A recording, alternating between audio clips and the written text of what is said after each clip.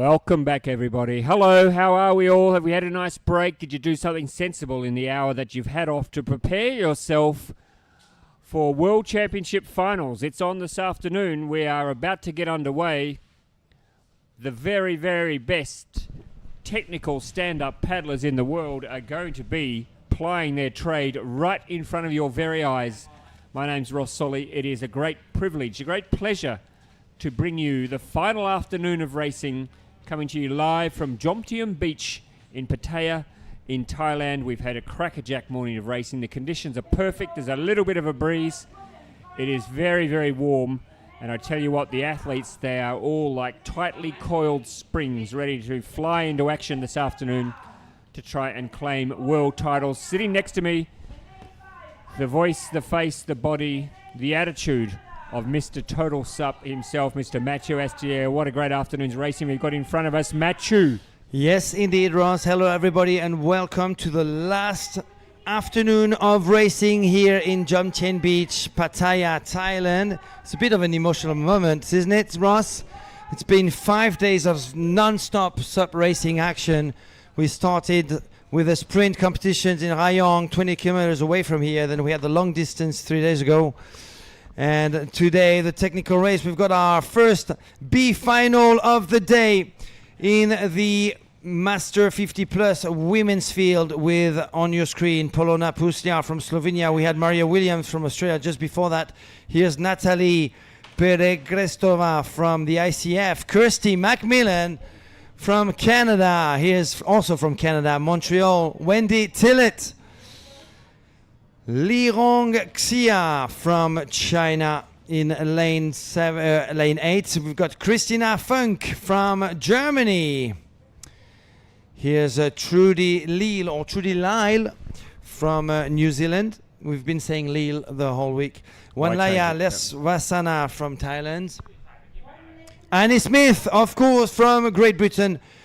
We missed Giping Wang from China in lane 1 and Evlampia Tsiru from Greece in lane number 2.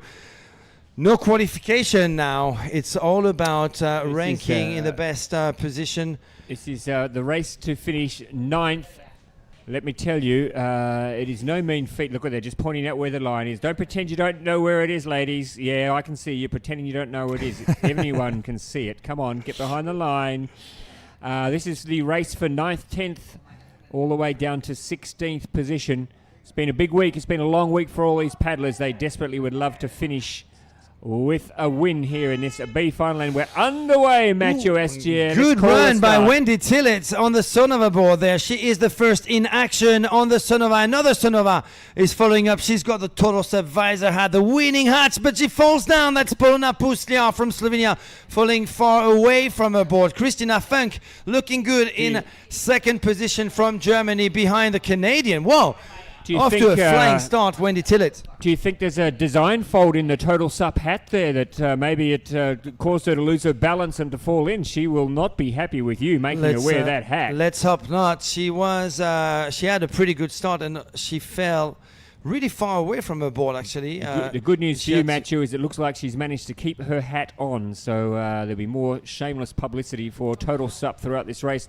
But look out in front, the Canadian Wendy Tillett. She's flying out into the lead early on, putting a bit of daylight between herself and Christina Funk from Germany in second place right now. We have a starboard in third.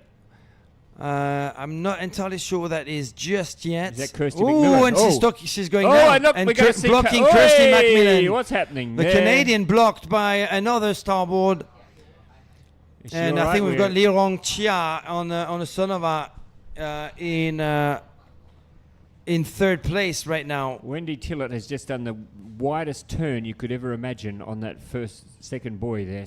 But she's around safely in front and sitting. It's actually Wanlaya Lesvasana now in third place. Behind Wendy Tillett, oh my the goodness. Canadian, and Christina Funk from Germany, 1 and 2. Who's got the third place in this first B final of the day in the 50 plus women's? But Wendy Tillett looking strong, huh? From Montreal on that son of a board. That's the all-water board, the ocean board by Sonova. She's well out in front, looking very, very comfortable. How was your lunch, Matthew? Did you do anything? We didn't have long. We only had an hour. Hardly any lunch, actually. I just did you squeeze in a quick massage? Again, no, you're 17th for the not week. even. Just a quick swim. Quick swim in the pool or in the ocean? In the pool. Have you swum in the ocean yet? No, I haven't. Come on, man. I'm not too keen on that. That's I've got fine. a flight to catch early in Bangkok tomorrow at 9 a.m. Doesn't mean you can't go for a swim today, bro. That is the weakest excuse that I've ever heard.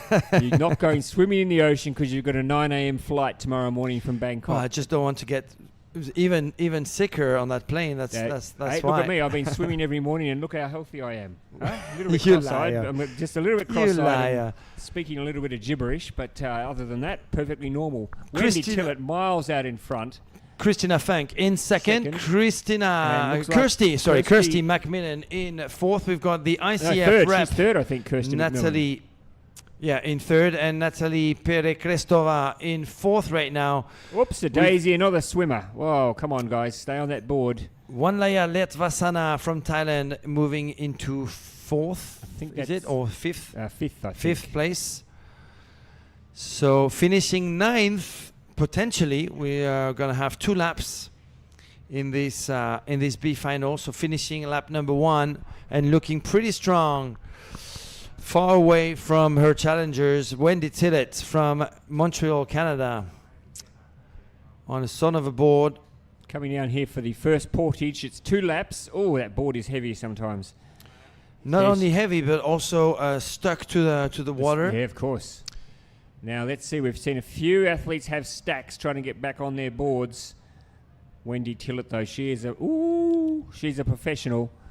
She is up and away in the second lap. Right behind her, it is the tall German, Christina Funk.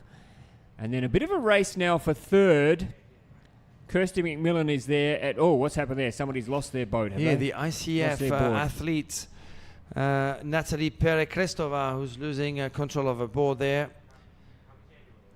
And then a big race there for fourth fourth place. and fifth. Look at this here. There's a real... I haven't seen the Total Sup hat for a little while. Where's the Total Sup hat gone? It's at the back. Unfortunately, Polona Puslia did start really well, but after 10 strokes, she fell really far away from her board. She had to swim to recover her board. I think that hat just weighing her down maybe a little bit, or getting in her eyes, or... I mean, is it waterproof? Was the hat waterproof, or...? Yeah, I guess. You guess so. We'll have to ask Polona afterwards. If you put it out in the sun for it to dry, then it's all waterproof. Well, she's out in the sun, and so maybe it's dry now. But maybe look, I'm not suggesting that it's made from cheap quality, but maybe the dye is running out of the hat and running into her eyes, and making it difficult for her to see which way she's going. Having said that, if you want to look like one of the most fashionable people on the beach, get yourself a Total Sup hat. And I went online last night. They've got some very nice T-shirts as well, and all sorts of other excellent merchandise. Well, you know, as Joe Cocker puts it, you can leave your hat on, Ross. Or it's even better if yes, it's a Total Sup visor hat. Or as Paul Young once sang, wherever I lay my hat, that's my home. So let's see what's going on here. All right, Christina Funk in second behind Wendy Tillett from Canada. So we've got Canada and Germany in that first final B of the day. We've got in third another Canadian, that's Kirsty Macmillan. And I think online, by the way, if you want to drop us a message, have a comment, tell us who you're supporting, where you're watching from. If you've got any feedback for Matthew and myself, then hop online. I think Mark is a T-Rex fan. He says, come on, get it on, bang a gong. Mark Bolan and T-Rex. Do you know who Mark Bolan is? Have you heard of Mark Bolan? Do you know Mark Bolan and T-Rex? Oh, my God. I don't, sorry. Okay. Also, he's cheering for the Funk Master, who's currently sitting in second position, the Funkster. Up the Canucks, says Mark. He's going for the Canadians, and looks like the Moose He wants to know if the total SUP has a hat is a fast hat. Well, on available evidence, Moose, it would seem not. Now, I don't know how accurate this is, but I can see only 70 viewers live with us on that webcast. That's a very surprising low number. So you know what?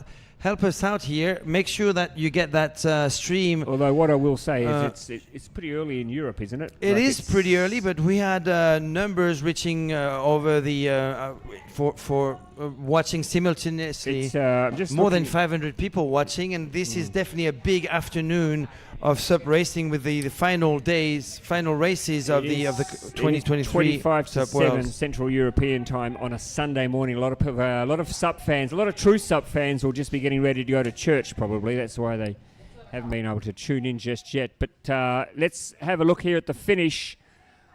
And yes, Wendy Tillett, she's been out there by herself since the get-go. Just coming in now. So she will officially finish 9th.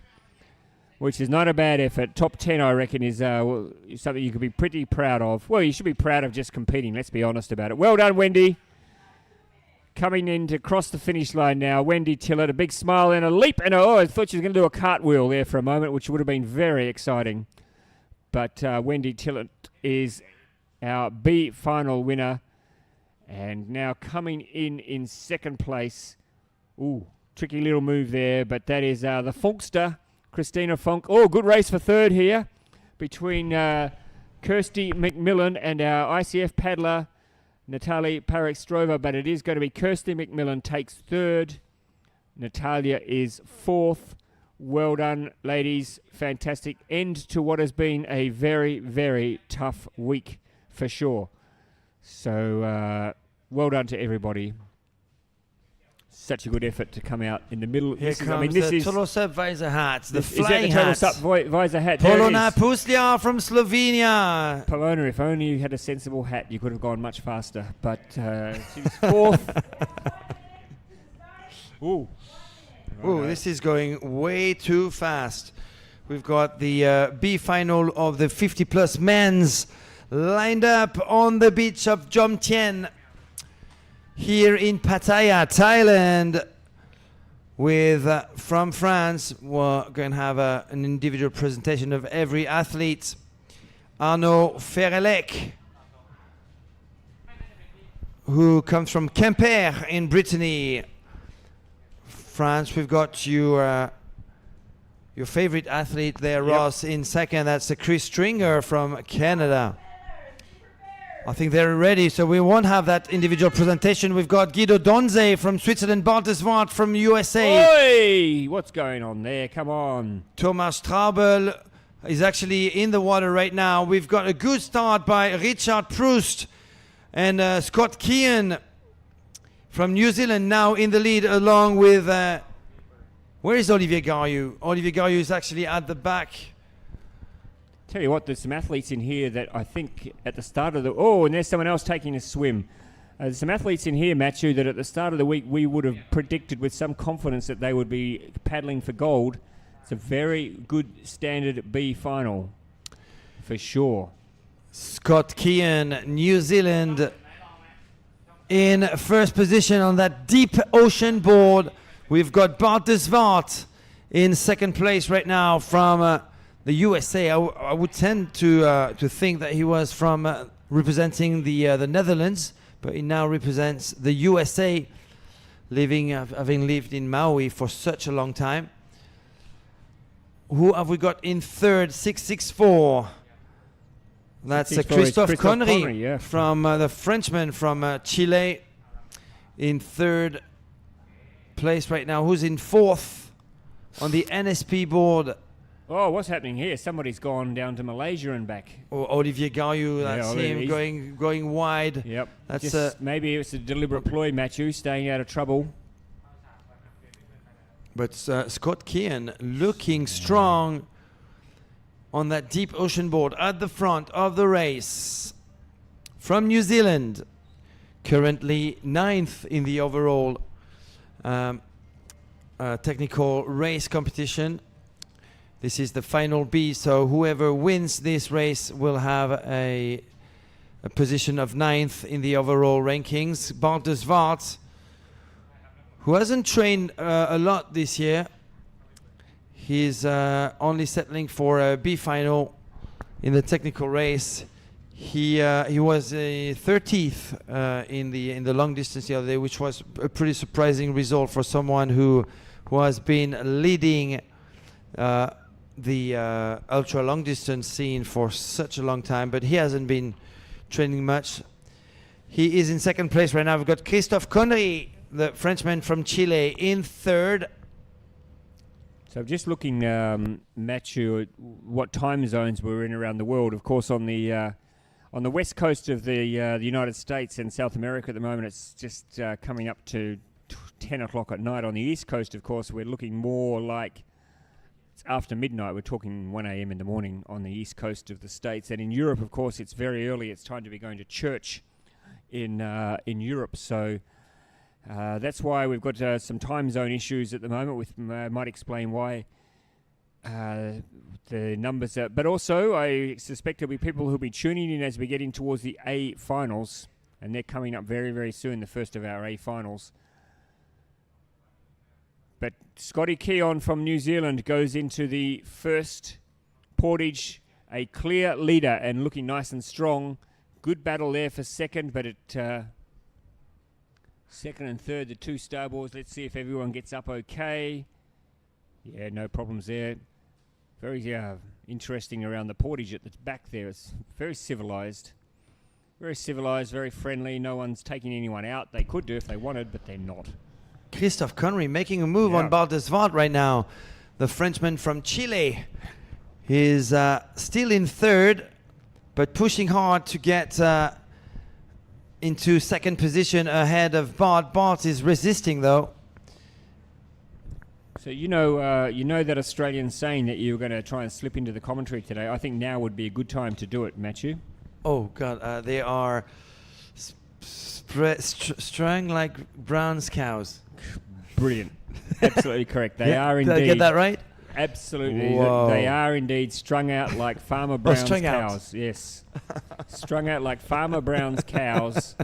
The Australian farmer who refuses to use fence to keep his cows in, and they just go wherever they want. And it's a bit like that. Look at this. They are strung out. If you're a sheepdog now, or a cattle dog, you wouldn't know where to start to try and bring some sort of normality to this race. They are just doing their own thing, these blokes. But doing it well. Scotty Keon has been in front since the get-go. Bart de Zwart's been there as well. And Christophe Connery. So we've got 3 continents, Matthew. 3 continents represented in the top 3 at the moment, which is good. And isn't that from Slovenia, Bernard Boyan in 4th, I think it is. In 4th place, Bernard Boyan, who splits his time between Slovenia and San Francisco, California. He's currently sitting in 4th. And Scott Keon, we've seen him quite a lot this week, huh? Scott Keon's been doing pretty well. I've got a feeling he had a pretty good result last year in Gdynia, but for the life of me, I can't. These tired old eyes, after a while, they just all start to morph into one, all these athletes. I went for a swim this morning, and you know how yesterday we ascertained that the ropes are actually not to keep anything out. I was a creature of habit this morning. I still went swimming inside the fenced-off zone because I just don't trust you guys. I think you guys are trying to set me up to be eaten by something, so I was just trying to play careful this morning. You should go for a swim this afternoon, bro, before you go for your massage. Have a swim and a massage. Let's do it together, Ross. No. I love you dearly. Actually, I did have a massage yesterday, and the whole family went with my wife and my 9-year-old and my 7-year-old, and we were all sitting in the massage parlor getting our feet massaged. That was super nice. Nice. All right, so Scotty Keon is going to come down here, and he's going to finish 9th overall in the men's 50 plus. That's a pretty good outing for Scotty. Bart de Zwart in second, Christophe Connery in third. We have another bald head in the fourth, that is Richard Prost from the Netherlands, also super active on the Dutch SUP racing scene. Bart de Zwart, the starboard team manager, is in second. Christophe Connery, that same from Chile. Here's Richard Prost from the Netherlands. Bernard Boyan, who lost a spot, from Slovenia. Thomas Straubel just behind him. That's him giving a high five to Christophe Connery. That's right, him in the middle from Germany. Guido Donze has just crossed the line from Switzerland. And we are moving on to another B final.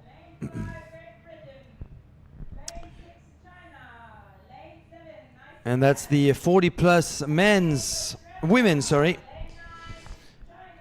race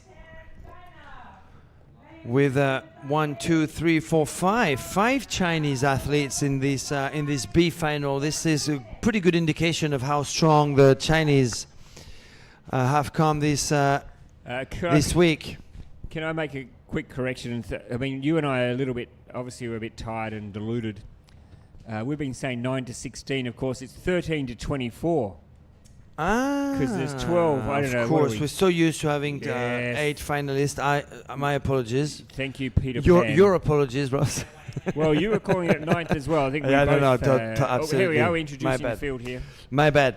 So in this B final, we've got Kaori Yamamoto from Japan. Here's Trish West from Australia. We've got Jun Liu from China. Man Wang, also from China, with a big smile on her face.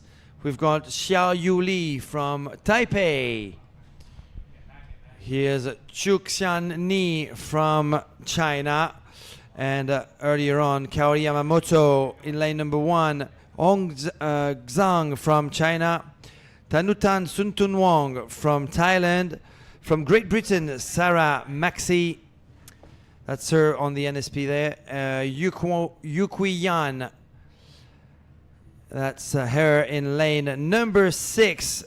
Olga Gudova is also here, picking up her board right now with the pink shorts. 1 minute away from the B final. And big thanks to our viewers for correcting us. Viewer racing for 13th position. They are racing for 13th position, indeed, and not the 9th place. My apologies on that one. Well, we both made that error, but our excuse is that we've been talking non-stop for about 4.5 days now, so there is some gibberish coming out. Absolute gibberish. Speaking of which, where is my coffee, Ross? Speaking of that, where is Rob Sanoa, our co-commentator? He hasn't fronted after lunch. He's having a long American lunch. Olga Gudova, first on her feet, in the middle of the screen, but on the left-hand side, on the NSP, I think that is Kaori Yamamoto.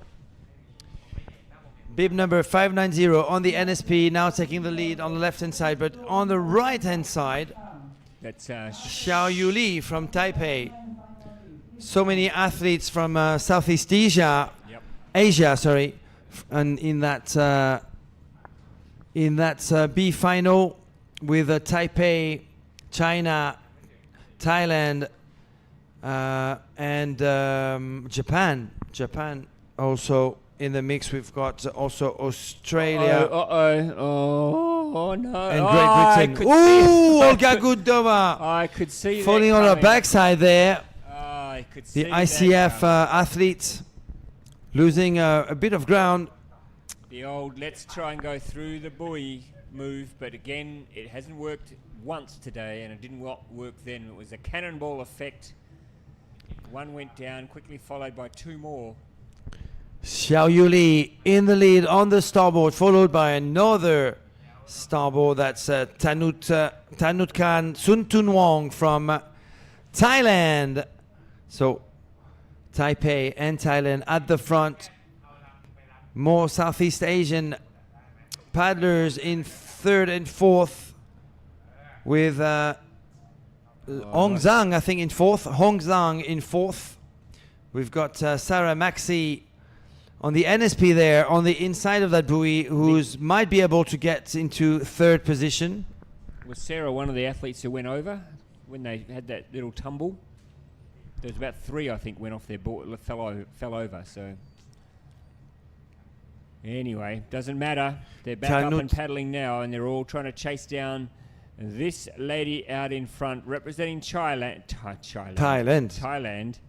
Tanakan Sunthanwong. She is out in front. Are you inventing countries, Ross? Thailand? Yep. Tanakan Sunthanwong in front after an earlier lead of the Taipei athlete Xiao Yuli. Here's Sunthanwong in front in 13th place overall if she manages to get that leading position, that B final all the way to the finish line. So Thailand, Taipei. On the inside we've got Hong Zhang from China, and next to her, isn't that Trish West?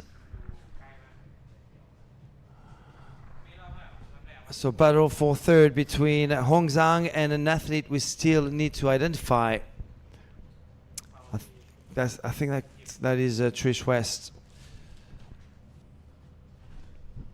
So perfect race conditions. It looks to me, Matthew, there is not a breath of wind out there right now, but am I maybe just looking outside our window here, there's a little bit of a flutter, but nothing to speak of, so no wind, and the current should be pretty calm as well.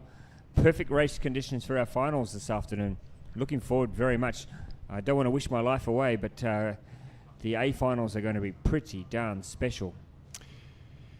Yes, and it's time for you to share the live stream just to make sure we have a big party coming up for the A finals. Right now it's still B final stage for Sun Ton Wong, who is leading the 40 plus women's field in that B final, followed by Xiao Yuli from Taipei.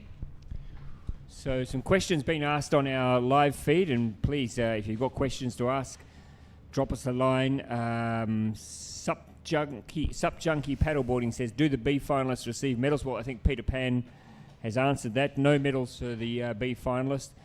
Mark asks, how many strokes are allowed on your knees? I think we said 5. 5, Mark. So or rather 5 strokes not standing. Correct.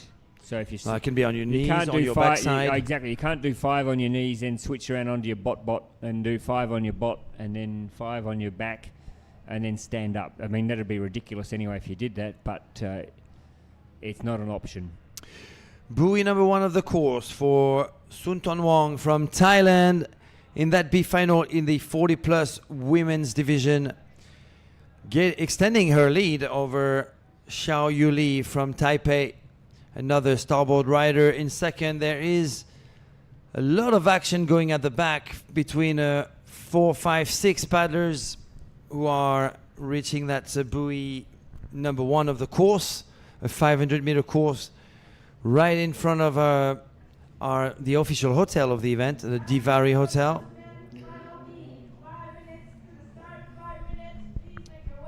So we've got this race, and then how many more B finals do we have after this one, Matthew? I'm going to do a quick calculation. I think we've still got another. This is race number 71. We still have 72, 73, 74, 75. So we've got 4 more B finals after this, and then we get into deciding our world champions and our gold medalists for 2023 in the technical races in all divisions. In third place, Olga Gudova representing the ICF. We've got Sarah Maxey. Oopsie, and there's on the inside there. Not happy either. Trying to move ahead in positions along with Hong Zhang from China. But at the front, Tanutkan Suntonwang from Thailand is having a pretty comfortable lead over Xiao Yuli, the athlete from Taipei. You can see our drone flying over these athletes on that image. There we have it. So, Su Thailand. I think that's what you say to encourage the Thai athletes over here. You would say, Kun Sabadi Mai Krup, and she would say, very good, thank you, very well. And I'm about to win the B final of the women's 40 plus. Ooh, Man Wang now has moved into third place ahead of Olga Gudova, the ICF athlete. So it is China virtually on the podium as we are just 100 meters away from the finish line. No podium. Or the podium of that virtual podium of Virtual, that B final is what I meant. Man Wang on the starboard is finishing third in this race. A last push by Xiao Yuli to try and Ooh, oopsie. She might get it. You know what? She's don't go too early. Don't go too early. Nope, she's fine. Tanut Khan, no, she's reaching the shores. Tanut Khan, Sunton Wong from Thailand, claiming that victory in this B final of the 40 plus women's race, technical race. Xiao Yuli from Taipei finishes second. Here they are, both of them. Here's Man Wang from China finishing in third. A full Southeast Asian podium for final B. Here comes Gudova, Olga Gudova, the ICF representative. In fourth place, we have a 40 plus men's final coming up. Men's B final. B final. B final, of course. With Tomas Lelovic, who was pretty unfortunate. That's him right there, the tall guy next to the Sonova. But in lane number one, Reza Naziri from Italy. With the Harley Davidson bandana. We've got Thomas Varnes from Lithuania in second lane. Kulea Gabriel from Romania in lane number 3. Dulianai Saung from Thailand, Suksu, Thailand. We've got Sung Ho Han from Korea in lane number 5. Pierre Alain de Bois, the Spanish teacher from France with the SIC Maui hat. Tomas Lelovic from Slovakia, who was a bit unfortunate in his previous race. Patrick Agusol from Australia. The Frenchman from Australia. Philippe Kotsiski. He made me rehearse during my little break how to say his name. That's Albert Folch from Catalonia, Spain. Bart Janssegers from Belgium. And here's Takuya Honda from Japan.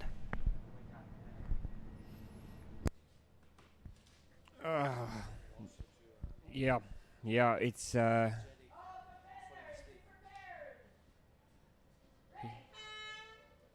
Go there racing. This is the men's 40 plus B final. And who's got the best start? Song Ho Han yes, has got the best start from Korea, as well as Kulea Gabriel from Romania in second position right there. Who's in third on the NSP? I think that is Lelovic, is it? No, Tomas Lelovic would be on the Sonova and didn't have. He's actually at the back of the pack, right in the middle of the screen over there. So Song Ho Han from Korea has got the best start. Then it is Albert Folch right now in second place from Catalonia, Spain, who is that Philippe Kortsiski? I think it is on the NSP. In the pink board shorts, possibly, yep. I think from memory, and it was not that long ago, only about an hour or so, 2 hours ago, I think from memory, Song Ho Han went out very quick in his semi-final as well, and he got overrun at the end. Reza Naziri in third position now. And I think you're right. Sung Ho Han did start really well. Will he be able to keep up Oh, is that Thomas with Lovelace that pace at the front? That's the big question, because indeed he went from leading Thomas Lelovic. He had What a swim. disastrous race for He had a swim just before the second the buoy. Slovakian athlete, who hasn't been very lucky in his two last races apparently. The new sprint world champion Thomas Lelovic from Slovakia. He lives in Finland, but he is at the back of the race right now on that son of a board. At the front though, Sung Ho Han from Korea is leading with a comfortable gap for himself over Albert Folch from Catalonia, Spain, and Reza Naziri from Italy in third. And we have 12 men in the final, meaning that whoever wins this, and it looks like Sung Ho Han has got a good chance to win this B final, will finish 13th overall, since we have 12 athletes in the A final coming up. Albert Folch in second place, Reza Naziri in third, so it's Korea, Spain, and Italy in this B final. Now. Here's a fun fact for you, Matthew, and you know how I like to give fun facts occasionally. I just like to sprinkle them in at random times. 12 athletes in this B final. Guess how many nations are competing in this final? Guess, I said. Don't do a count. Have a guess. I'm going to go for 12. Correct. Correct. There are 12 different nations in this B final. Isn't that exciting? Now, the next question is, how many continents are represented? Well, we have Oceania, we have Asia, we have Europe. We don't have any South America or North America, though, in this race. So only 3 continents represented, but 12 different nations. Just a fun fact for you folks at home and just sitting there wondering, I wonder if there's any fun facts that I could quote at my next dinner party. Well, you can tell your guests that in the B final of the men's 40-plus technical race in Pattaya, there were 12 different countries represented. And that's it. That's all I've got for you. Sorry. Thank you, Ross. Sung Ho Han from Korea with a 20-meter lead over Albert Folch from Spain in second place. And someone has made a move on Reza Naziri. I think it is Filip Korczycki from Poland. I just need to have a visual confirmation of that. But behind Reza Naziri, we've got the Frenchman Pierre-Alain Dubois, the 2022 long distance world champion, ICF World Champion.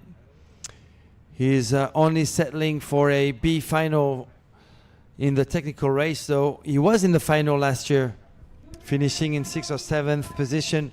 Albert Folch, though, looking good from Spain. And it is 5-3-1. Yes, it is Filip Korczycki from Poland in third place. Reza Naziri is currently in fourth, or he lost his third position to Filip Korczycki from Poland. And in 5, right on the left-hand side of your screen, that is Pierre-Alain Dubois from France in 5th right now, and actually narrowing down towards Reza Naziri, who is currently in 4th. At the front, though, still with a big lead, Sung Ho Han from Korea. Should have it easy all the way to the finish line now with such a big lead for himself on the Starboard All-Star. I think that's a new 2024 Starboard All-Star, actually, with the rounded tail. Something that you can probably order now, which should be delivered worldwide starting in March or April 2024. Albert Folch also on starboard in 2nd. Filip Korczycki on NSP in 3rd. So, question for you, for maybe people who are just watching for the first time or they're quite new to this sport, Matthew. How much has the sport changed in the past decade or so? We've seen some new paddle designs here. We've seen a couple of the manufacturers are unveiling some new look boards. But for a man who's been around the sport for a while, like yourself, how much has the sport changed? In fact, let's just watch our men run over to the finish line, and we might come back to that question. You can have a bit of a think about it while we watch the finish of this race and the start of the next race. Sung Ho Han from Korea winning the B final of the 40 plus men's division in the technical race discipline. A good result for Albert Folch in second, Filip Korzicki in third. Sprint finish between two racers for fourth. I think that was Reza Naziri and Pierre-Alain Debois. And just to answer your question, Ross, it has changed a lot. It has changed a lot. And I think the ICF is partly responsible for that, some of the positive changes. The one big change that we can call right away is the fact that we've got lots of new participating countries at really top level. I mean, we didn't have China as part of in the top countries until this year, actually. So the ICF being very strong, obviously in some canoe culture countries, is bringing actually a lot of athletes to the game, and the result of that is that we have a lot more flat water races. But let's move on to the B final of the junior men's. We saw Lukas Boyum from Sweden. We saw Denis Tigney from Romania. Here's Cheng Hao Chen from China. Mattia Livornese from Italy. Damodara Mokhnuk from the Ukraine. He's in lane number 6. We've got Augusto Garcia from Spain. From Andalusia, João Olim from Madeira in Portugal. João Olim. Here's Babu Alexandru from Romania. Marlon Duskiran from Germany. Here's Nikitas Tsanakis from Greece. Come on, give us a smile, Nikitas. And Yong Chaotian Fu from China.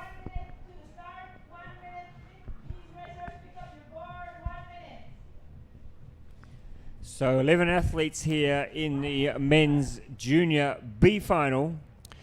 Now let me call this one. I'll be very, very surprised if Augusto Garcia doesn't win this. I think potential winner could also be Mattia Livornese, who fell. He missed that. I am going to, just so that we've got an interest here, you've gone for Augusto Garcia. I will go for Mattia Livornese to go second, but I'm also tipping that our Chinese paddler Cheng Hao Chen will be up there at some stage challenging for a top 3 position. And it is Damodara Mokhnuk in the middle of your screen on the blackboard from the Ukraine, who has the best start. He lives in Graz, Austria, being helped by Christian Taher. He is in the lead. Look at him flying away. That's a very good start by Mokhnuk from the Ukraine. I think we've got the German paddler in second. That is Marlon Duskiran in second. In the third, we've got Lukas Boyum, the Swede from Malmö. So where are our on tips? The NSP. Where are our tips, Matthew? They're not even there. We can't even see them. Yeah. Yet. What do we know? Neither yours, not mine. What? Athletes at the front. It is neither of us. Neither of us tipped the Ukrainian. So Damodara Mokhnuk had a pretty flying start and is in the lead. That's a very good buoy turn by the Ukrainian athlete who lives in Austria. Marlon Duskiran in second. Augusto Garcia is actually at the back of the field. He had That a is swim. very, He very went- he- surprising. Well, no, he went for a swim at the start. He made a mess of the start and ended up falling in. So he's got to work his way through the field here. We have seen that done already today, though, a couple of times. So there's no reason why he can't work his way up through the field and put himself into a position to challenge for a top 3. So Marlon Deskiran in second, Mattia Livornese Thank you. from Italy in third position right now. Now I just wonder why Damodara Moknyuk did not show his A game earlier in this competition, because clearly he's got a pretty commanding lead in this B final in the junior men's. I expected him to shine a little bit more this week. This is probably his last opportunity to actually show the jersey, the Ukrainian jersey. Damodara Moknyuk on that rapid sub board. That's a Ukrainian board brand actually. Everything is kind of stopped for that brand because of the war going on, obviously. Marlon Deskiran in second, but look at the Italian Mattia Livornese now pushing hard, and Damodara Moknyuk losing a bit of ground to the Italian, who's on the chase. So a question online here, Matthew, from Mark. Where do you get that hat? Look, it's not for me to give you an opportunity during this live broadcast to flog your products, but where do you get that? You can get it online. You go to totalsup.com. You'll find a link to our little shop, and it's actually printed on demand and delivered worldwide. And here's a little, just a once-off. If you go on there and mention the special code word, which is in fact 2 words, chicken nuggets. If you go online and mention chicken nuggets, you get a €5 discount on the Total Sup hat. So, but you've got to do it today, and you've got to put in the chicken nuggets code word to get. What are you laughing at? Come on, man, that's a good deal. You know it's a good deal. You know it makes sense. It is a good deal. So just go online. Extra ketchup as well. Key in the I don't even know if there's a possibility. Can you put in a code word or something, or a special but I would have to set it up on a computer. You have to set actually. it up, but the special code words are chicken nuggets, and you might be able to get yourself a €5 discount on a Total Sup cap. The actual link is basically shop.totalsup.com. You will find our Total Sup goodies shop, and it's printed on demand. It's delivered worldwide. Are you expecting? Is it a winter hat, or you've got beanies in there as well? We've got beanies. Haven't Yeah. you? So We've got rash guards. We've got pretty good rash guards, So actually. for people in the Northern Hemisphere, maybe a beanie might be more in the taking. Again, same offer available. Just key in chicken nuggets and you get a €5 discount there. We've just seen Lucas Boyum go past that buoy. Is in fifth place right now. Mattia Livornese at the front, attacking hard, trying to get that leading position, but Damodara Moknyuk is not having it just yet. On the rapid SUP, Damodara Moknyuk from the Ukraine, still at the front, but no, it is Mattia Livornese now. Who tipped this? Really pushing hard to get himself in first position, and he's doing that successfully because he's got now the lead. It's the NSP board at the front ahead of the rapid SUP board of the Ukrainian. Careful. Oh. Damodara, good turn, clean turn for the two athletes. We've got, is that Joan Olim? That's Joan Olim in third place from Portugal. So Joan Olim made a big move because he is now in third position. Mattia Livornese first, though. A couple of people online. Mark says chicken nuggets are good for you. Well, I don't know. I mean, my friend here had some the other day and he was laid up for a good 12 to 16 hours clearing it out of his system. And Moose says, I just tried it online and I didn't get a discount. It's not set up yet, Moose, but you... Oh, hello. What's Look at that big push by Mattia Livornese in the last 30 meters of the race. Mattia Livonese is going to claim that B final victory. As predicted That's by... him. Well done, Mattia Livonese. Damodara Mokhniuk from Ukraine in second, and Joan Olim in third. Now Marlon Daskiran lost a bit of ground in the second lap. Here comes Lukas Boyum from Malmö, Sweden. The Romanian athlete Barbu Alexandru now, as well as another Romanian, that's Denis Tigney. And the athlete from China, Chenghao Chen, has just crossed the line. Here comes the Greek, Nikitas Tsanakis. Not that it's a competition, Matthew, but that makes it 1 to me, 0 to you. So 1 to me, 0 to you in terms of predicting who is going to finish. Nobody's keeping count of this. It's just unofficial, but me 1, you 0. Final B of the Open Women's, and Camille Huron is actually pretty happy to be in that B final. She did really well. We've got Sonia Caimari in second lane from Spain. Here's Holy Pie from Devon, from Great Britain. Lane number 4, that's Irin Nigri from Thailand. Taryn King from South Africa, hugging Laura Kedglas. Just getting in her head there, doing some sneaky little moves there, getting inside Laura's from head. Spain. Here's Natsumi Baba, probably one of the most exciting new faces in the Japanese racing scene. Here's Aida Nepola from Spain. Here's Marta Apanasovits from Poland. Jochi Lee from Taipei. Susak Molinero, what an unfortunate semi-final for Susak Molinero, who took a swim a couple of times. Here's Rekta Slekta from Hungary. All right, give me your prediction. I'll let you go first. I'm going to go with Taryn King. Okay. I think we might have Laura and Natsumi Baba. Actually, I think that could be our top 3. Okay, I'm going to go. I'm going to go with Suzak. Suzak, I'm going to go with course. Suzak to beat Taryn. Yeah, it's easy to forget Suzak because No, she's it's got not. in the 11th lane. Yeah. But obviously, one of the top international racers in this field. So I might have missed that one, Ross.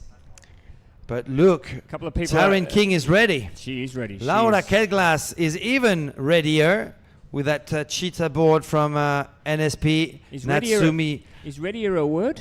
I've just made it up. Ross? I'm reluctant because yesterday I said that a word you used, captainship, wasn't a word, and it turns out it was a word. But I don't know about readier. I'm not sure about it. Susak Molinero is ready as well on the Sonova Recta Selecta on the SIC Maui board. Ooh, Taryn King, what a shaky start. Oh, and she's gone in again. For Taryn King. Oh, it's almost... Hopefully it's not over yet. Can I just say this? That is the curse. Natsumi Baba, I told you to watch out for that Japanese athlete. She's at the front now. Marta Apanasovits from Poland in second place. Who have we got? Susak Molinero on the right-hand side from Spain. Can I just say this, Matthew? There is the curse of Astier. That is 2 athletes that you've nominated, and both of them have gone for a swim Well, at the start. I did mention Natsumi Baba, and she's doing pretty well there at the front with a white hat and the Kokua Japanese race board. Susak Molinero looking strong in second place on that Sonova. We've got Marta Apanasovits from Poland on the NSP board. She is in third. Who else have we got in there in fourth place? Probably one of the Spanish athletes, maybe. Is it Laura? Aida Nepola, maybe. Okay. It's not Laura. It's not Laura Kedglas. It's Natsumi Baba in first. And Susak Molinero in second, but watch out for Marta Apanasovits making a move on Susak. Who have we got in fourth? That's Now That's not Laura is here, so that's Ida. Is that Holly Pie? Third? No, Holly Pie is on the starboard, so I think Holly is in 5th. Yeah. We have Ida Nepola, I think, in 4th place right now, just behind that rider on the NSP, Marta Apanasovic, just behind Susak Molinero on the Sonova, and behind Natsumi Baba from Japan with a big lead right now. So it is Japan, Spain, Poland at the front of this B final so far, and we've got an NSP board. Let's see if we can identify this number, but I'm pretty sure it's Ida Nepola. If you see a 1, a 9, and a 9, that is Ida Nepola. It's Kamari, is it, from Spain? Is it Sonia Kamari? Yep. Is it Sonia Kamari? Yes, it is. Sonia Kamari from Spain as well. He had to be one or the other because it wasn't Laura Ketglas who's further at the back. But what a good race by Natsumi Baba from Japan. What a strong paddler and pretty new on the international racing scene. I met Natsumi Baba only a few weeks ago on one of her very first international races, if not her very first international race. That was in Les Sables d'Olonne on the west coast of France just a few weeks ago. She is now leading over an international champion, Susak Molinero from Spain, in 2nd. Natsumi Baba in the lead on that Kokura board. That's a Kenny Kaneko design, Japanese brand. Susak Molinero on the Sonova, who's just joined Team Sonova, still in 2nd place, but Marta Apanasovic is pushing hard, trying to get into 2nd position.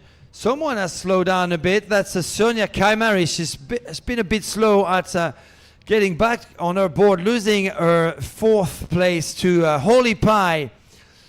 I think it is Holly Pie from Great Britain in 4th place right now. There's another starboard in the mix.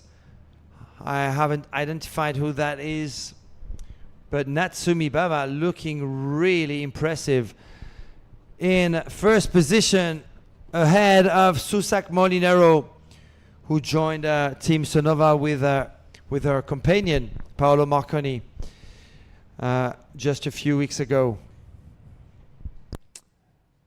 Online, in fact, a couple of people are asking, does Total SUP do any lines in underwear? Do you We do swimsuits. You do swimsuits? Do you do G-strings at all, or? We do male G-strings, Male, Ross. men- You'll men be G-strings. very happy to learn. And actually, next year I'll bring one just for you in Sarasota, Florida, Ross. Does the Total SUP discount kick in for G-strings, men's G-strings with if you mention the keywords chicken nuggets? If you type in chicken nugget with mayo, you get a 10% discount on the Total SUP G-strings, Ross. I'll just give some advice to people watching at home. Do not type in to your search engine chicken nugget G-string, because you won't like what you see. You will not like what you see, so do not type those words into your search engine. Anyway. Natsumi Baba still at the front. Susak Molinero in 2nd place. Still Marta Apanasovic from Poland, still in 3rd. She's not secure that because in 4th place we have Sonia. Is it Sonia Kaimari back in 4th? Let's see if we can find that out.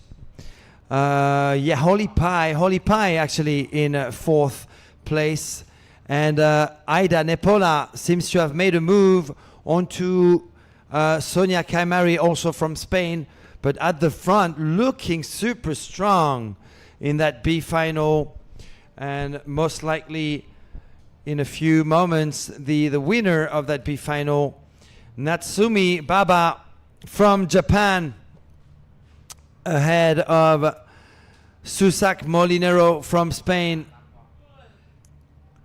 Actually, she's pulling away now. She's finishing full of energy. The Japanese paddler. Yeah, strong finish though by Susak Molinero, who's going to give it all as we only have, as you can see, just 50 or 60 meters left on the water. Then it's a 10-meter sprint race up the beach of Jomtien here in Pattaya to reach the arch, the finish line arch. But it is going to be Natsumi Baba from Japan, the winner of that B final.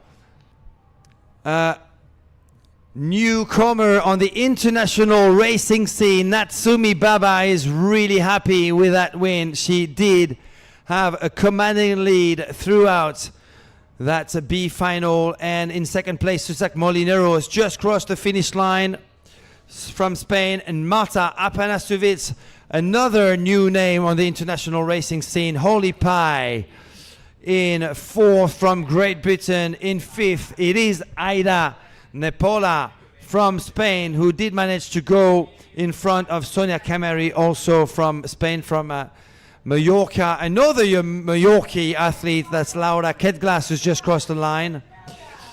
And another Southeast Asian paddler, Joe Chili, I think, has just crossed the line. Oh, that was impressive. I would like to have seen her in the A final to see if she paddled a race like that in the A final, she would give them a bit of a shake-up. But again, it's not a competition, Matthew, and nobody's keeping a score, but it is 2-0 now with you and me. So you've got a bit of work to do, my friend, if you want to... well, it's the Astur kiss of death, because everyone you've nominated has gone for a swim within the first 15 metres. So who do you want to put your kiss of death on in this B final? Johnny Hagen in lane number 1. Paolo Marconi in lane number 2. Linus Carlson, the Swede, in lane number 3. We had Australia and Italy before him. Here's Fernando Perez Serra from Spain. Here's Daniel Studio, not Michael Booth. This is a mistake. This is Daniel Studio. Here's Blue Ewer from Great Britain. Here's David Leao from Brazil. Here's Arthur Arutkin, who was an unlucky fourth in the previous race, the Infinity Speed Freak. Here's Ludovic Telad from France with the V sign for victory. Here's Manuel Oyuela from Suances, Cantabria, Spain. Here's Mikolaj Majdan from Poland. Are we missing Michael Booth? Are we missing Michael Booth? I didn't see Michael Booth. Yep, he's missing from lane... Oh. Yeah, so Michael Booth won't take part. So who are you putting your kiss of death on then? Oh, I'm not saying anything else. Go on. Ross. Nominate a starter. Who's going to win? Daniel Michael Booth Studio. is resting up for Tuesday. What the hell? Who's this just turned up? What time do you call this? Who are you putting? Who are you putting your? Come on. It's a tough one. Daniel Studio, Blue Ewer, David Leao, Arthur Arutkin. Okay, Arthur Arutkin. Okay, you go Arthur Arutkin. I'll go David Leao. I'll go the Brazilian. Fernando Perez Serra has got the best start though on the starboard right in the middle of your screen. Johnny Hagen has got a good start on the left hand side, but Arthur Arutkin on the Infinity is looking good. David Leao as well on the SIC Maui board there. It's going to be Arthur Arutkin first, David Leao second, and a big fight for third place with an SIC Maui rider at the back. In third place, along with Fernando Perez Serra, that's Ludovic Telad fighting for the third position, but Fernando Perez Serra is getting that third place.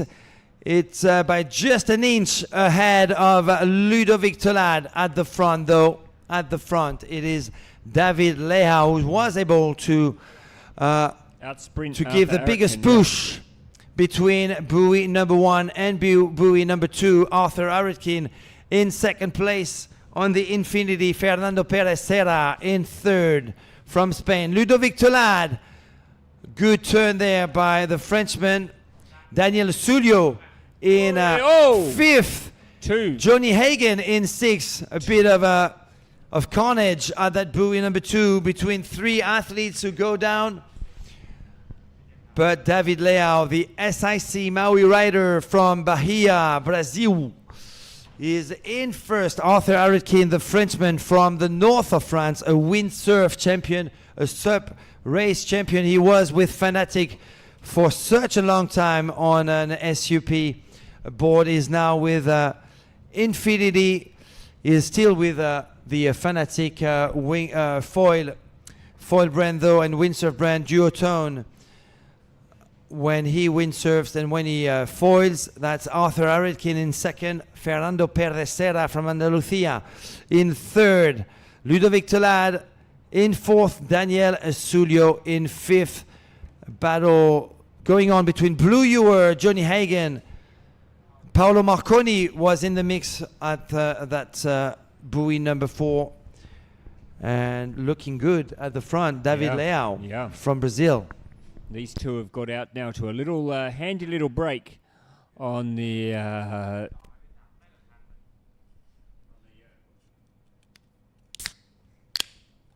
dear, it's that time already. It's that, what's happened to my co-commentator? It's too much for him.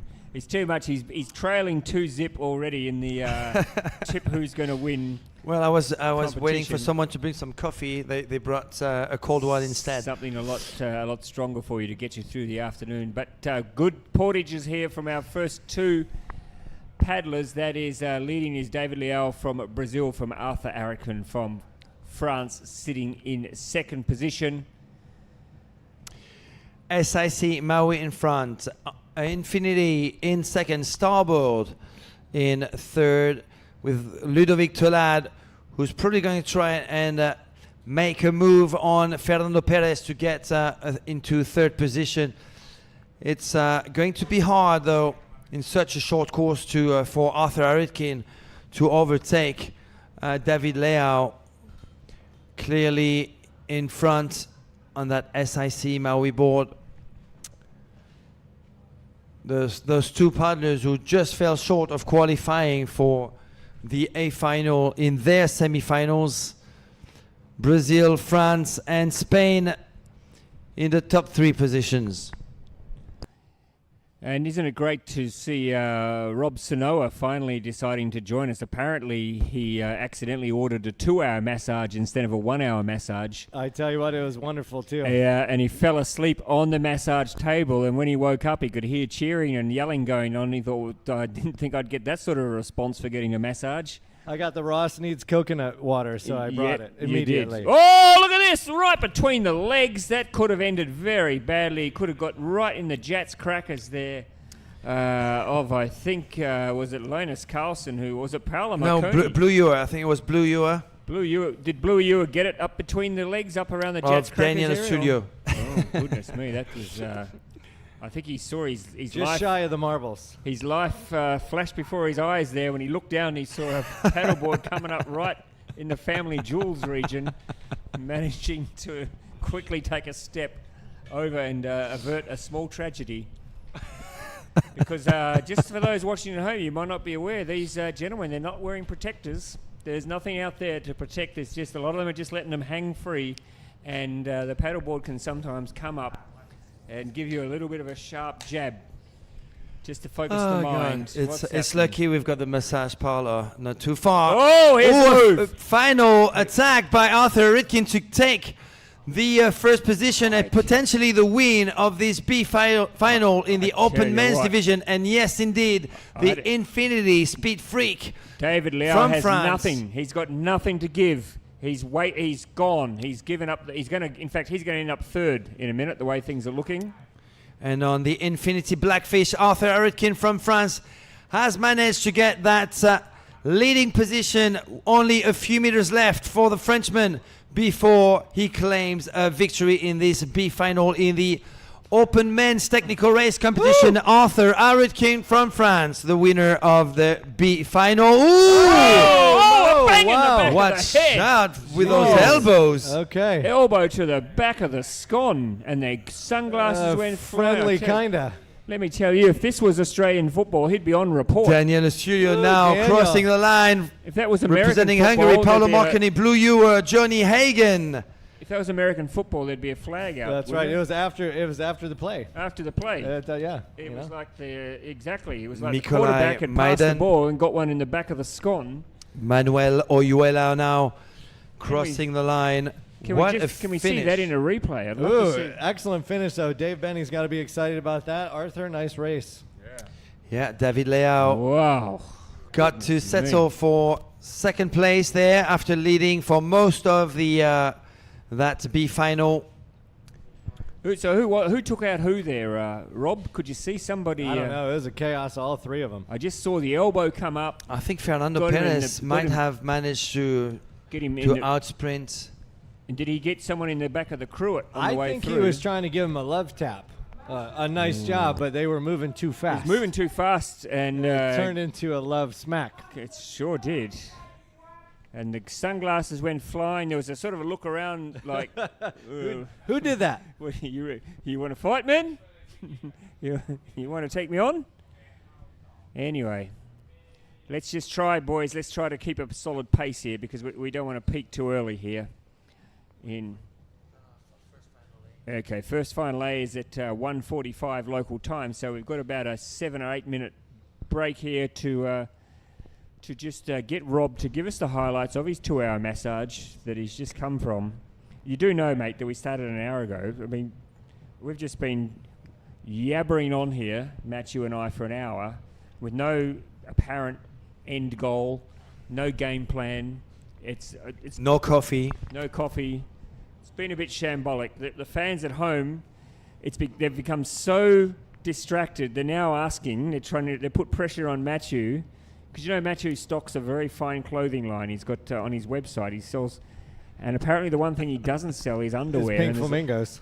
there's a lot of people saying, where are the underwears? They've gone onto the Total SUP merchandise page and they can see beanies and hats, but they can see no underwear. There you go. Nice plug right there. Nice plug for Total SUP. Well, I tell you what, for anybody who didn't make it to ICF World Cup here in Thailand, I mean, Thailand is just it's a beautiful country, and the weather is gorgeous. The ocean in this Gulf of Thailand is constantly just nice. Well, at least it has been maybe windy. I can't say it's not without wind, but just gorgeous weather, gorgeous sand. The ocean is comfortable. You can Beautiful hang out there. landscapes. The water in our pool is colder than the ocean is right now. The ocean water is not cold at all. It's quite warm, isn't it? Yeah. You get in there, and it is quite warm, but it is very, very nice. Matthew hasn't had a swim yet, and I asked him if he was going to have a swim, and he says, "Oh no, I can't go for a swim because I've got a 9 a.m. flight tomorrow from Bangkok." He doesn't like baby sharks. That's Have it. you ever heard a lamer excuse? I'm with you. I don't like baby sharks either. Just swim inside. How to See in swim the in the background pool, there. though? See in the background there, boys. The yellow. Just swim inside there. The sharks hate that. The Yeah, sharks that's it. hate yellow. They don't like yellow. They do not like yellow, and they're not going to come anywhere near you. So you can just go in there. You can swim with reckless abandon, and everything will be sweet. That's right. Just make eye contact. That's what they say. Just make eye contact, I've heard that. and then you're good. I've heard that. I've Well, heard you're this shit. Australian. I mean, you Yeah, swim no, I've with heard them that all the time. I've heard that you can actually reason with a shark. Your country literally put out a 17-page guide. Man, I tell you what, every time someone gets taken by a shark in Australia, they shut the whole place down. And then they go out there and they try and just shoot them all, which is absolutely fruitless. And as I can see, Taryn King's result here, she Yeah. fell at the start of the Well, that she was big carrying final. the Matthew Esther Kiss of Death. She was my favorite going into B final. We are 5 minutes away from our very first A final, big final in the 50 plus women's division. So make sure you share your live stream on social media. Bring in the crowd because we've got 8 races left this afternoon. 8 races which will crown 8 new technical race world champions here in Jomtien Beach, Pattaya, Thailand. In 5 minutes or 4 minutes now, the 50 plus women's final. And you've done a good job, guys, because that audience has been growing and is still going up with close to 400 viewers simultaneously connected on the Simultaneously. simultaneously. Thank you. Yeah. Connected on the YouTube live stream, which you can watch on the Planet Canoe YouTube channel, but also on canoeicf.com and on totalstep.com. Also, we made sure that all the YouTube players were embedded on one dedicated page for everyone to be able to join the fun. And super happy that we're bringing this to you live and free and exclusive around the world. Our final afternoon of racing here in Pattaya in Thailand. Now, I'm just next year. I'm just trying to, while we're waiting, of course, World Championships November next year in Florida, and that's going to be a great event. If the World Cup that we had in Florida is anything to go by, it's going to be a fantastic World Championships in Florida. I'm looking to my man Hoishan now. How many World Cups we got next year, bro? Planning for 3, apparently. 3 World Cups coming up. 3 World Cups, and then we go into your dung heap Sarasota for the World Championships in Sarasota. I tell you what, it's a world-class event too. What a gorgeous facility it is, and same thing. Now, Rob, just a couple of people asking, are you going to open up some of your spare rooms for people to come and stay with you there? Because you've got a bloody big house there. I think you could fit a lot of people in there if they're looking for cheap board. Yeah, I've got 12 different rooms in the mansion, and they will all be open for rent. The problem is it's an 11-hour drive to the race sites. Will you provide a free shuttle service though? Or? The shuttle is all on you. You're gonna have to Uber your way down, and it's not Thai prices either. Oh, jeez.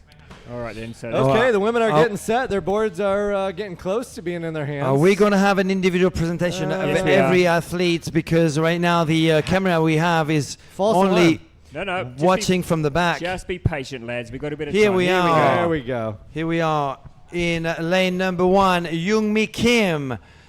In lane number 2, Edith Tolad from Switzerland. In lane number 3, Anna Occhiogrosso from Italy. Also from Italy, lane number 4, Sara Odera. Lane number 5, Mary Buchanan. No. From Great Britain. Sanfao Hu. Lane number 6. That was Mary Buchanan, though. No, you missed her, mate. You're on the wrong. And here's Penny Tsautu from Greece. Marlene Berg from New Zealand. Are we missing an athlete in the final? We didn't see Chen Fuhu from China. Here's Natalia Fon from Slovenia. Katerina Drova from Czechia. Emmanuel Marcon from France, and Tracy Mook from New Zealand. So we're missing. Are we missing Chan an Fuhu. athlete? I don't see Chan Fuhu. So why we didn't have Marie 2, 3, Buchanan 4, 5, 6, 7, 8, in the 9, middle 10. for sure. Why She is the favorite going into this race. Why didn't we bring someone up from the B final to the A final then? Don't ask me, Ross. I'm focused on this A final with Mary Buchanan in the middle, as well as Penny Tsautu. Watch out for Marlene Berg from New Zealand. Natalia Fon also. So strong racer so far.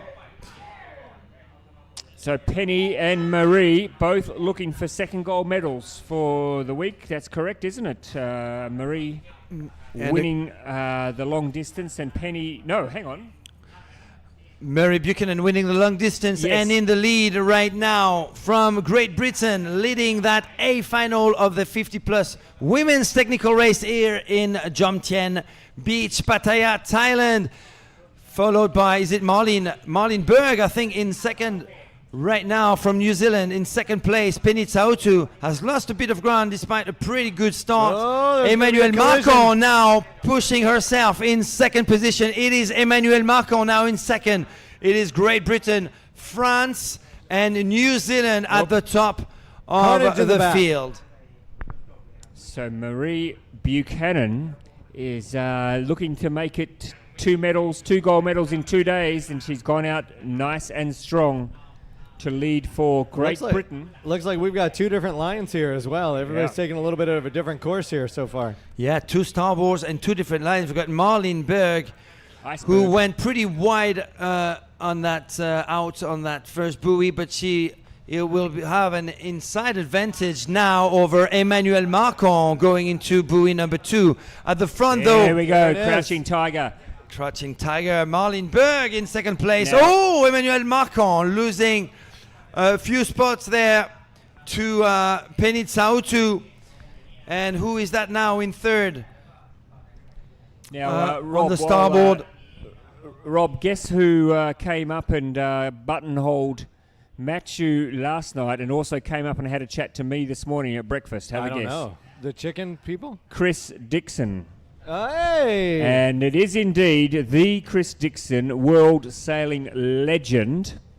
Absolute legend. And I told him, I said, I apologise on your behalf that you hadn't heard of him, because I said, I know as an American you'd think he'd know a little bit about sailing.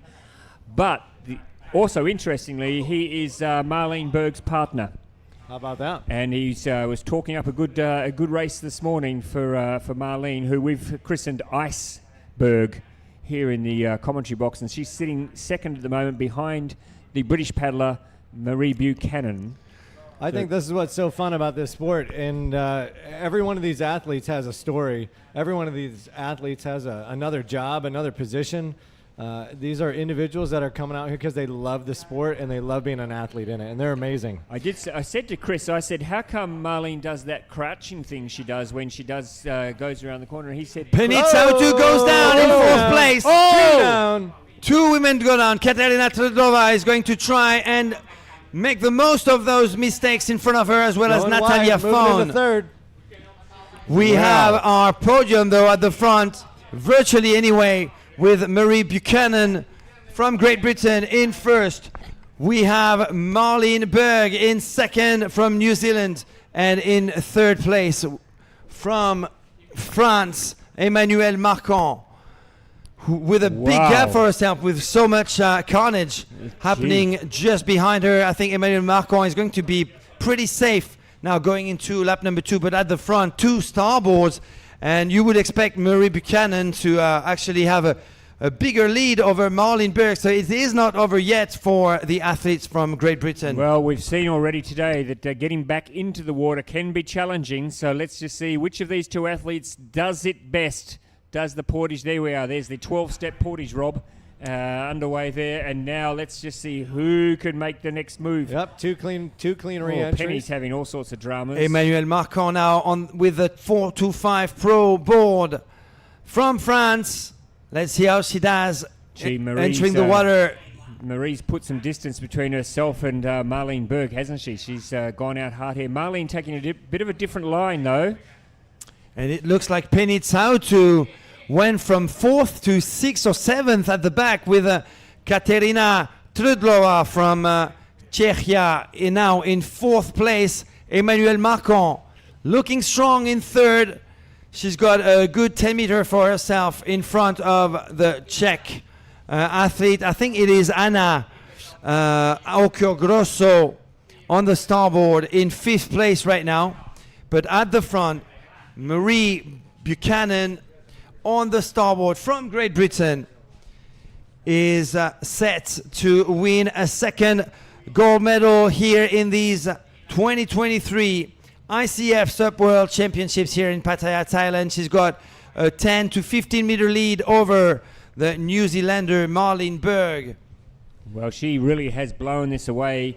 Straight after the portage, we didn't see on the camera, but she did a perfect re-entry into the water, and by the time Marlene Berg got up standing on her board, Marie Buchanan had blown this away. There it is. That I was going to say, I asked Chris Dixon about Marlene's about her style when she goes around the corner. Why does she do that crouching thing? And he said, because she can. And look, to me, that's a good enough reason. That's an answer. That's a good enough reason. That's a good enough answer.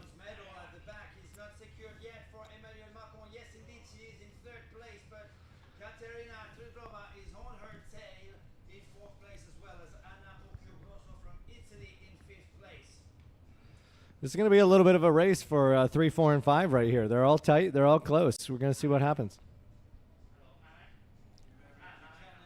Back, that's 2 gold medals for this weekend for Marie Buchanan if she stays in, and the silver in the sprints. So that's a pretty good 3 days of finals for Marie Buchanan.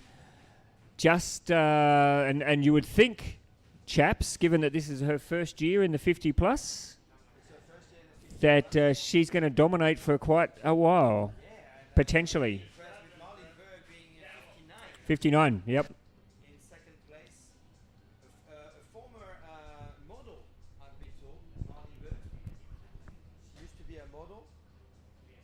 And Well, she may well still be, to be honest. place right now in that battle for that bronze medal is going on at the back between the French athlete Emmanuel Marcon on the 4 to 5 pro ball. That's the red and the grey ball at the back, with Katerina Trilova still in 4th place. Who's going to make the best move to clinch that bronze medal between these two? But at the front though, we're only a few meters away from celebrating our new 2023 technical race world champion, ICF world champion, Marie Buchanan from Great Britain, who is going to collect her 2nd gold medal of the competition after winning a silver medal on day 2 of this week's event. And of course, it's not for me to gloat, but 2 Commonwealth countries here in the first 2 positions, Great Britain and New Zealand, of course. Well done, Marie Buchanan. Our new world champion in technical racing, Marie Buchanan from Great Britain, Marlene Berg. The iceberg comes up to cross the line. Yeah, hands she's in got the a big air. smile on her face. Silver medalist, and well done to... Ooh, what's happening here? Oh, dear oh me, what's going on? All right. Medal. Race for 3rd. It's close. Trudrova from Czechia. Oh, I think we're going to see a sprint finish. We're going to have a sprint finish between the Oh! It is going to be the Czech. Nice. Just in the last few meters, Emmanuel Marcon is going to finish in 4th place. She is gutted. Yeah. Anna Occhiogrosso from Italy finishes 5th. And Penny Tsautu, who made a big mistake. At one she went from 3rd to 6th. Natalia Fan is in 7th place right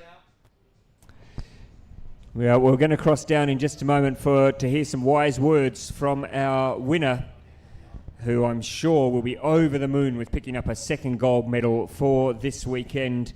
Congratulations, Marie Buchanan. What an outstanding athlete she really is. And getting out early, getting that lead early, and then making a big move after the transition across the sand, and then getting back in the water and deciding then that was when she was going to flick the switch, and next thing you know, she is on her way to gold. Marie So Buchanan, you've done it again. Your 2nd ICF gold medal in 2023, just taken out the technical race. What do you want to say to your family back home? Oh, hi there. Yeah, I'm speechless actually. I'm still trying to catch my breath from that race. But I just want to say big thank you to everyone at home for supporting me out here. It's been a ridiculous time in the morning for them. Quite a lot of people actually have been up, watching, cheering me on. Got so many messages. I'm really sorry I haven't got round to replying to everyone. But just want to say thank you. It Master means so 50 much. plus men, final it A, means so 5 much. minutes to the start. I'm sorry to pull you off the 5 course so minutes. quickly. I could see you're out of breath. You finished about 10 seconds ago. You had quite a good lead there. Was there anything going through your head when you were out there on the field? Oh, totally. I came here to Poland last year. I just like this time, I won every heat leading up to the finals, and I threw it away. I made a really silly mistake, so I was conscious of that all the way around, and I knew that I had to be on the ball really, and no room for error. So really pleased with that. Managed to pull it off. Well, congratulations. 2 gold medals now for the over 50s woman.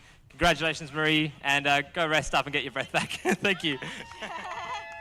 I love the way that Marie Buchanan began that interview with, I'm absolutely exhausted, I have no words, and then didn't stop talking for 5 minutes. But exciting, wasn't it? And she had a lot to say and a lot of people to thank, and just the reaction of somebody who's just become a world champion. I mean, it always is really so uplifting, and to see what she's given to this sport and to take a second gold medal for the weekend, absolutely wonderful. I think from all of our watchers at home who are watching this, the fact that these athletes can even speak after they just finished this race is impressive all on its own, because most people are so gassed, and to do a live interview after is pretty impressive. Yeah, very impressive result by Marlene Berg as well, New Zealand, and it is the Czech athlete Katerina Trudlova who did manage in the last 50 meters of the race to go in front of Emmanuel Macron, and therefore collecting a bronze medal. We're moving on to another A final, the 50-plus men's, with a big field, but the big question is who is going to be able to take away that gold medal from Peter Weidert? Well, and Peter Weidert is looking to emulate what Daniel Perez did, I think in Hungary by 2021? Exactly, by winning all 3 gold medals for a World Championships. It hasn't been done that often, but he has a big opportunity today. But the man who has done it before, Daniel Perez, I'm expecting him to really put the pressure on Peter Weidert. But there you we go, lane number 1, Jan Sramek from Czechia. Lane number 2, Koichi Matsumoto from Japan. Lane number 3, Lefteris Maroulakis from, I guess, Athens, Greece. Simon Trudel-Perrault from Montreal, Canada. Daniel Pares from Spain. Here's the man, the giant from Germany, Peter Weidert. 2 gold medals this week already for Peter Weidert. Here's Daniele Cani from Italy. Carsten Kermis also had a good run this week. He is in the big final with the big boys from Germany. Mark Forrester, also used to scoring podiums at ICF SUP World Championships from Barcelona, Spain. Here's Vincent Guillaume, who's had a pretty good run this week as well, finished 4th in the long distance from France. Here's Holger Hasenflug from Austria, and Ilya Netyagin representing the ICF to finish off that list. Well, I tell you what, there's if you're an expert in body language, there's a few guys out there who are very pumped up, but the most relaxed of them, I think, look like Peter Weidert. He just gave the casual thumbs up. I got this. It was like I got this type of look. And Holger Hasenflug with the arms crossed at the end there, just lulling everyone into a false sense of security. There's a couple smiles and a couple face expressions of anger. Yeah, it's determination, that's definitely. That's part of their strategy, is throw everybody off. But I have the feeling whoever gets to that first buoy is probably going to win this race. Actually, you would think that would be Daniel Paris, wouldn't you? I mean, Peter Weidert had a pretty good start. Daniel Paris completely missed his start yesterday. That's true. He was sleeping. And despite missing his start yesterday, he was able to win his semi-final. So well, he won't be able if he misses a start. White flags here today. are up. Here we go. Here they go.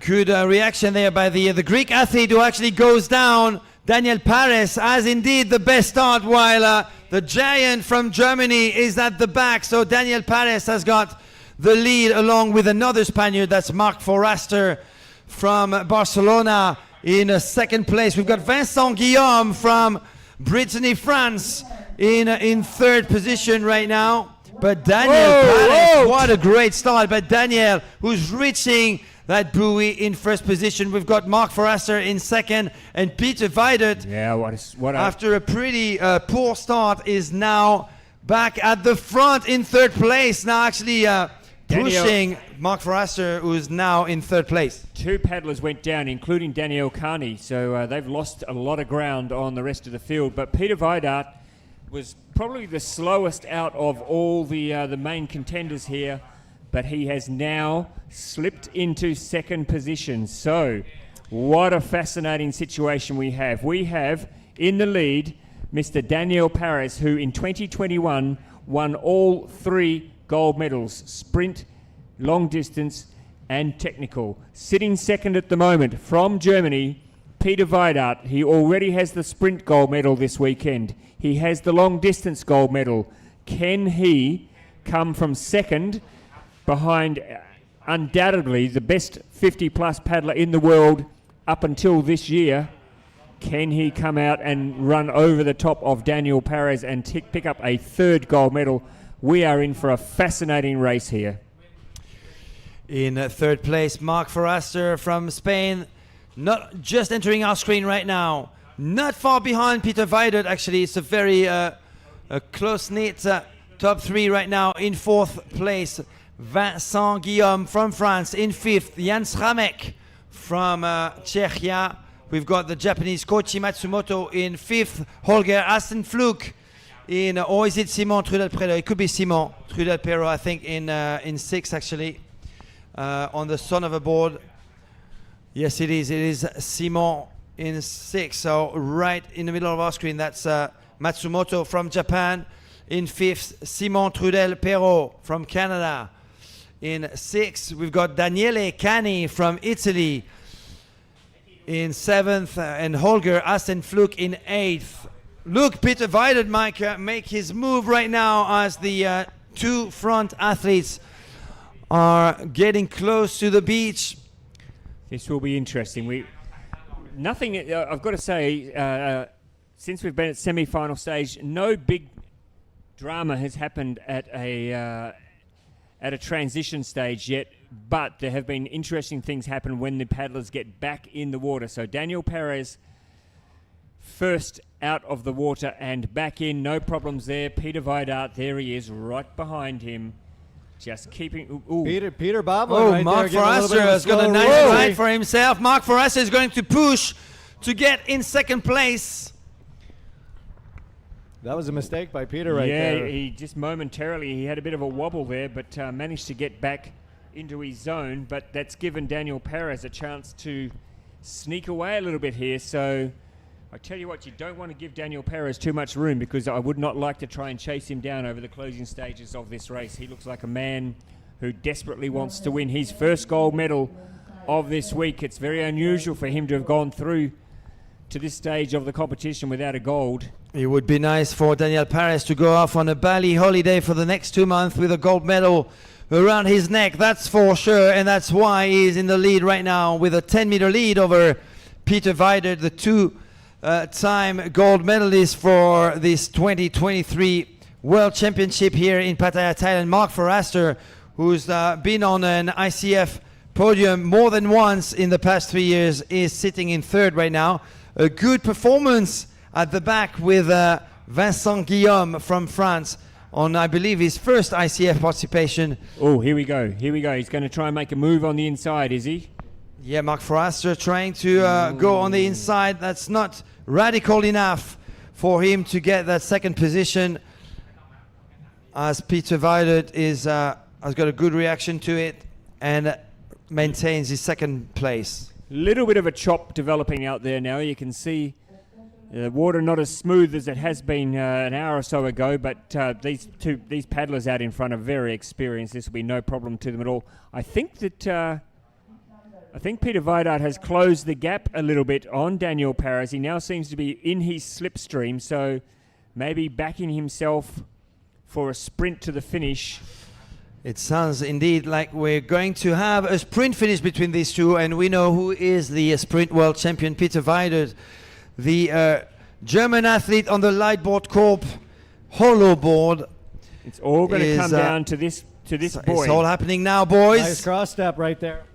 Oh, Peter. Oh, what's happened? Oh. No, he's all right. He's okay. I thought that Daniel Paris may have made a bit of a mistake there, but he is still in control. There's a bit of a gap. If they're going to sprint it, now's the time. Now is the time indeed, with just 100 meters to go for a possible gold medal. It is still Daniel Paris at the front, pushing hard, but Peter Weidert is going to try everything he can to also get that 3rd gold medal of the week. But Daniel Paris is looking strong at the front On the NSP board, Daniel Perez from Santa Pola, Alicante, Spain, is still in the lead. The defending champion. The defending champion is going to come down here, I think. So And he's got it. I think Daniel Perez now reaching the beach of Jomtien, unleashing his leash and claiming his first gold medal of the week. Finally, he's got it. Daniel Perez, the new technical race world champion. Silver medal goes to Peter Weidert from Germany.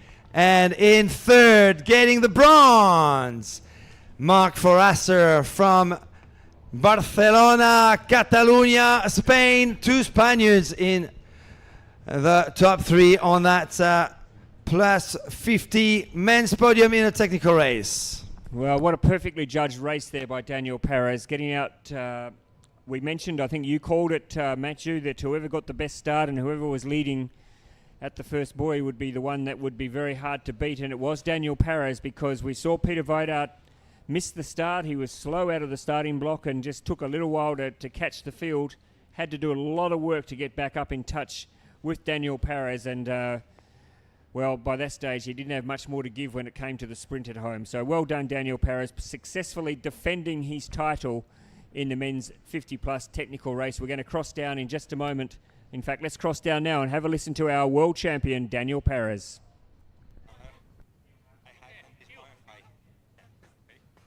Daniel, you've just won gold in the technical race. What's going through your head right now? Wow, it's very difficult. The level is very strong, and Peter is very good this year. Mark, me too. Yeah, me in the head. Every time is good start. Leader every time for more easy for me for the sea. Yeah, he's very happy. You really had a good race there. From the get-go, you were right in front, and then pretty much you led it the whole way. Is there anything that you were thinking about to stay ahead of the game there? Yeah, it is very important. Is standing in the front. Yeah, it's my no need. It's my race. Another guy, I see my race. No, he's much better for me. And is there something you want to say to your family and friends watching from back home? Yeah. It's my son and my wife here. I finish. I go to holiday. I need many work. Yeah, my friend is this night is the good party. Yes. Well, you can finally celebrate your holiday, and congratulations on your gold. Well done. Congratulations. Thank you, Trav. Congratulations, Daniel Perez. A well-deserved holiday for Daniel Perez. Is now... Yeah, just on that, unfortunately, Daniel's holiday plans have been exposed on this live coverage by yourself, Matthew. He said he wanted a quiet time. He didn't want to be bothered by any autograph hunters and stuff like that. You've told the world he's going to Bali now for 2 months, and they're not going to leave him alone now that he's a ICF Technical World Champion. Thoroughly deserved, and just lovely now that he gets a chance to go and relax and enjoy the moment. All the surfers are going to be hunting him down in Bali. Get his autograph. Next, we've got the 40-plus women's big final. Some top names, of course. I do recognize the Total Sub visor hat there, worn by Lidvina Champendal from Switzerland. We've got a big field. Two racers from Great Britain. We should say that if people at home are wondering, should I spend some of my hard-earned money on a Total Sup hat? 100%. Just wait if you till want to you support see, our wait work, until you for see sure. The introduction of Lidvina Champendal, and you can be the judge at home whether you think that you would rock that look. And don't forget, £5 discount if you go on and you type in the magic words, the mystery words, chicken nuggets. Chicken nuggets. If you type that in, it's a special code word, you will get a €5 discount on the Total Sup hat. And he may even, he's just told me during the break, he may even throw in a free pair of Total Sup underwear. It's his or hers, apparently, his or hers G-string. Oh, I'm glad you're only drinking coconut, Ross. That's right. I want to see how many orders come through in the next 3 weeks after this race. I want to cut two of the action, my friend. Oh, we have two British athletes. We have two athletes Let's from introduce Japan, our but field. in lane number 1, it is Natalie Renzo from Great Britain.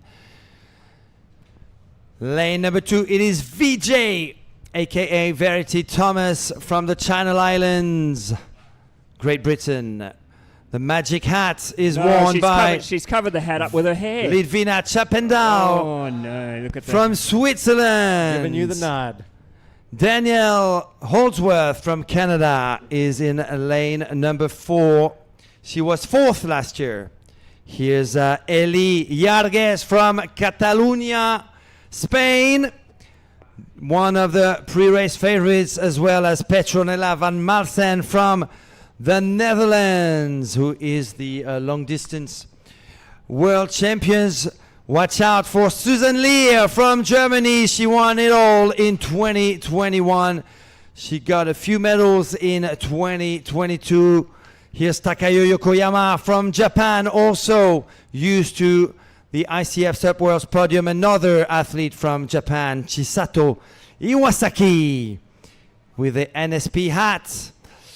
We have a newcomer on the international racing scene. That's Florence Eulen, also from Switzerland. Here's Christine Sheridan from Singapore. And the new world champion in the sprints, Olga Merkulova, representing the ICF.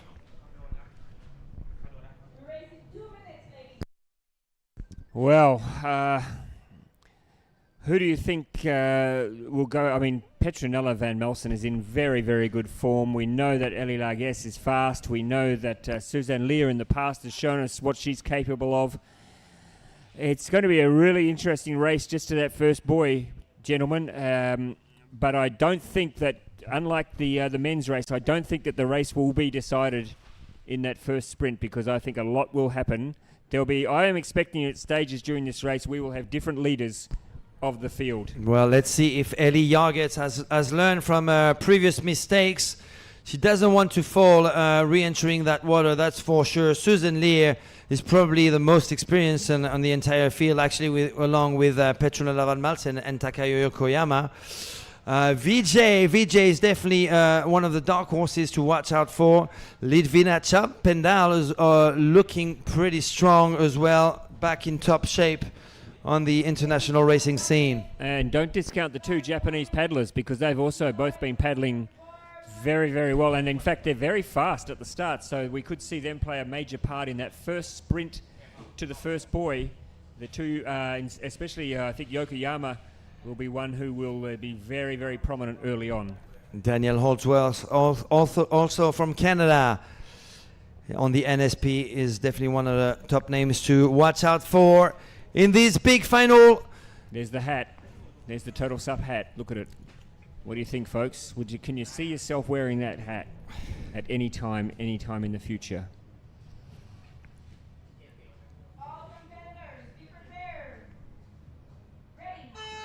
Go there racing in the women's 40-plus final, and I tell you what, I think Good Petronella start by Ellie Yargues on the Sonova on the left-hand side of your screen. Susan Lee has got a good start as well. Two Sonova at the front, Petronella van Malsen on the Mistral board in the middle. Takayo Yokoyama in 4th place. It's a tight race for that first buoy, but Ellie Yargues has got it with a good lead over Susan Lee, who's in 2nd right now. Petronella van Malsen, who's trying to get some clean waters for herself, and that is working. She's going to get that 3rd position. At the front, though, it is Ellie Yargues 1st, Susan Lee 2nd, Petronella van Malsen 3rd, Olga Merkulova on the SICMI board. Control her board. At 4, 5, 6, and 7. Woo! It's like Piccadilly Circus back there. It's nobody knows where they're going or why they're going, but they're just going. But look at that start there from Ellie Largues. She has moved out now into the lead with Suzanne Lear right on her backside, though, just keeping a very close eye, making sure she can't get away from her. And it looks like it's a race in 3 out in front at the moment, is it? Let's have a look at who can take this turn the best. Okay, Ellie good Lagas. turn there by Ellie Yarges. Oh, look Susan at Lear is going Petronella. to a little bit wide. Look at Van Melson. She has Petronella. pulled the big move to move into second Petronella moves place. into second. And in fourth, out of the two Japanese paddlers, Chisato Iwasaki got the best one. VJ looking good in fourth place now, pushing hard. That's Verity Thomas from Great Britain on the stern of a board. In fourth position, we've got Litvina Chapendal in sixth. We have Florence Yulen in seventh right now, but at the front on that son of a board, it is Ellie Yarges who will try not to repeat the mistake she did in the semi-final, losing that semi-final to Susan Lear just because she fell re-entering the water, entering the second lap. It is now Petronella Van Malsen with a clear lead over Susan Lear. So Petronella Van Malsen setting for second right now as we are reaching buoy number 4 of that first lap, that 500-meter course that the athletes will have to complete twice.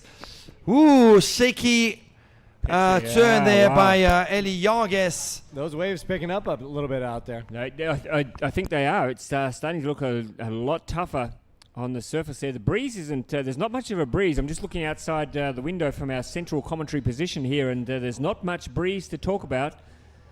But there is a... Making her there move she now. goes. Petronella Van Malsen attacking hard on that mystery board. Whoa. I did say, didn't I, that the race wouldn't be run on the first sprint, and there is now Petronella Van Malsen moving into the front. Ellie Lagas doesn't seem to be panicking, though. She's just taking it easy. She knows there's still another lap to go. And in fact, another lap to go, and a lot can happen still. Some long, powerful strokes for Petronella Van Malsen, the Dutch athlete who was able not only to overtake Ellie, but also now to have a good lead for herself, about 5-6 meters ahead of Elizabeth Yarges from Catalonia, Spain. So in first position, now we have the Dutch world champion in long distance, Petronella Van Malsen, taking the lead. In second place, Ellie Yarges going back up on her board. Susan Lear, though, Can I say, I think that... might make a move on Ellie. I said in the commentary that Ellie Lagas doesn't seem to be panicking. I think she's spent. I think she's gone. I think looks like she's had enough, because Susan Lear's just gone past her like she's standing still. So it is a big push, definitely. Yeah. By Susan Lear now taking second position. It looks like Ellie Yarges is unable to respond to that not at attack all. by the German athlete. Let's see if we see more drama in that second lap with VJ closing in stroke after stroke on the athlete from Catalonia. Yeah, if I was Verity Thomas now, I would be starting to look seriously at a podium, because I really think that... And look now, she's Paddling. got paddling. She really is feeling it out there. Might have been gassed a little bit on that first lap. Maybe she had some of Matthew's chicken nuggets last night, and she's been struggling, because we know that health has been an issue for a few She of didn't them. get Hopefully your not. coconut. She didn't get your coconut water. Well, yeah, thank you for that, by the way. I'm actually starting to get some Petronella Van cramps. Malsen, look, that wind and that swell is definitely doing something to that field, because these women are not very comfortable with buoy turns for the past 5 minutes. Susan Lear is trying to have a comfortable turn there in second. Ellie Yarges still in third, but who's coming in strong? It's Verity Thomas, isn't it? Verity Yes. Thomas from the Channel Islands, from And I Great think Britain, she's in going to fourth. be in third position, because look at Ellie Lagas's turn. My goodness, what happened there? Ellie's gone miles out to the left. It is VJ now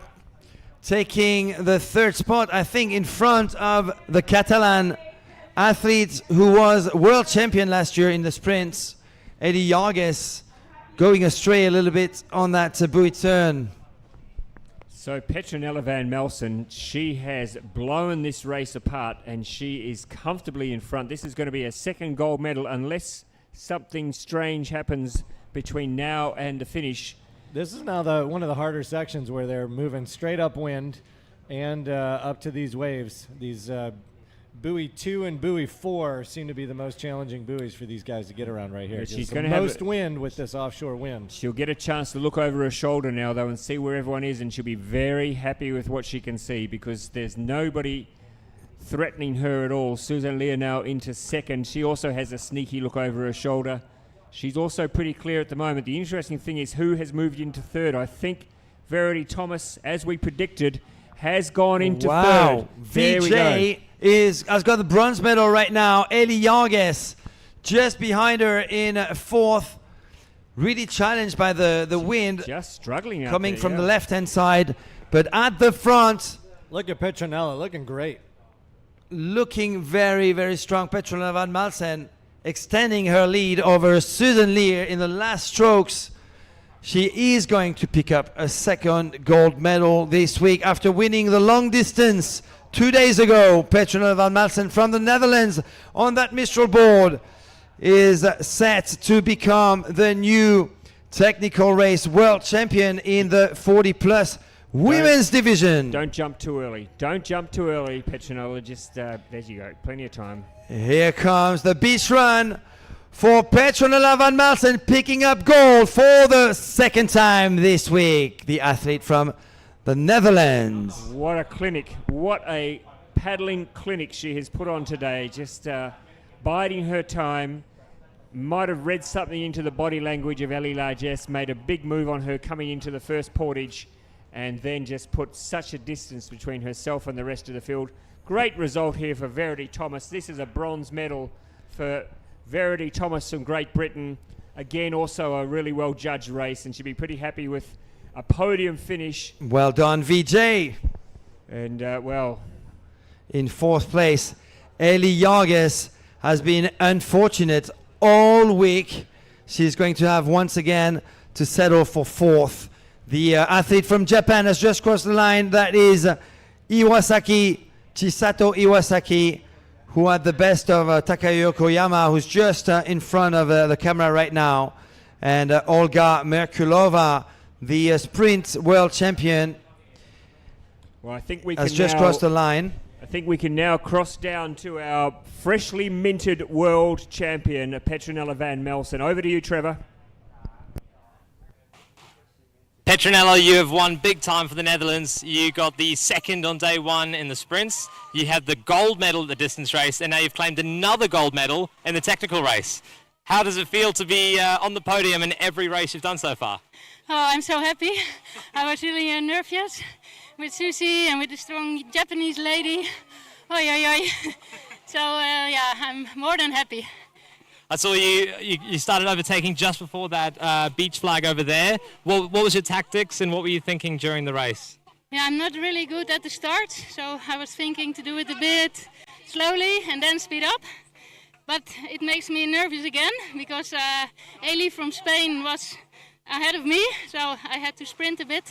And then when I was in the front, then it feels more comfortable, and then you have to finish, and then it's there. Yeah. Well, congrats on another gold medal. 2 golds, 1 silver.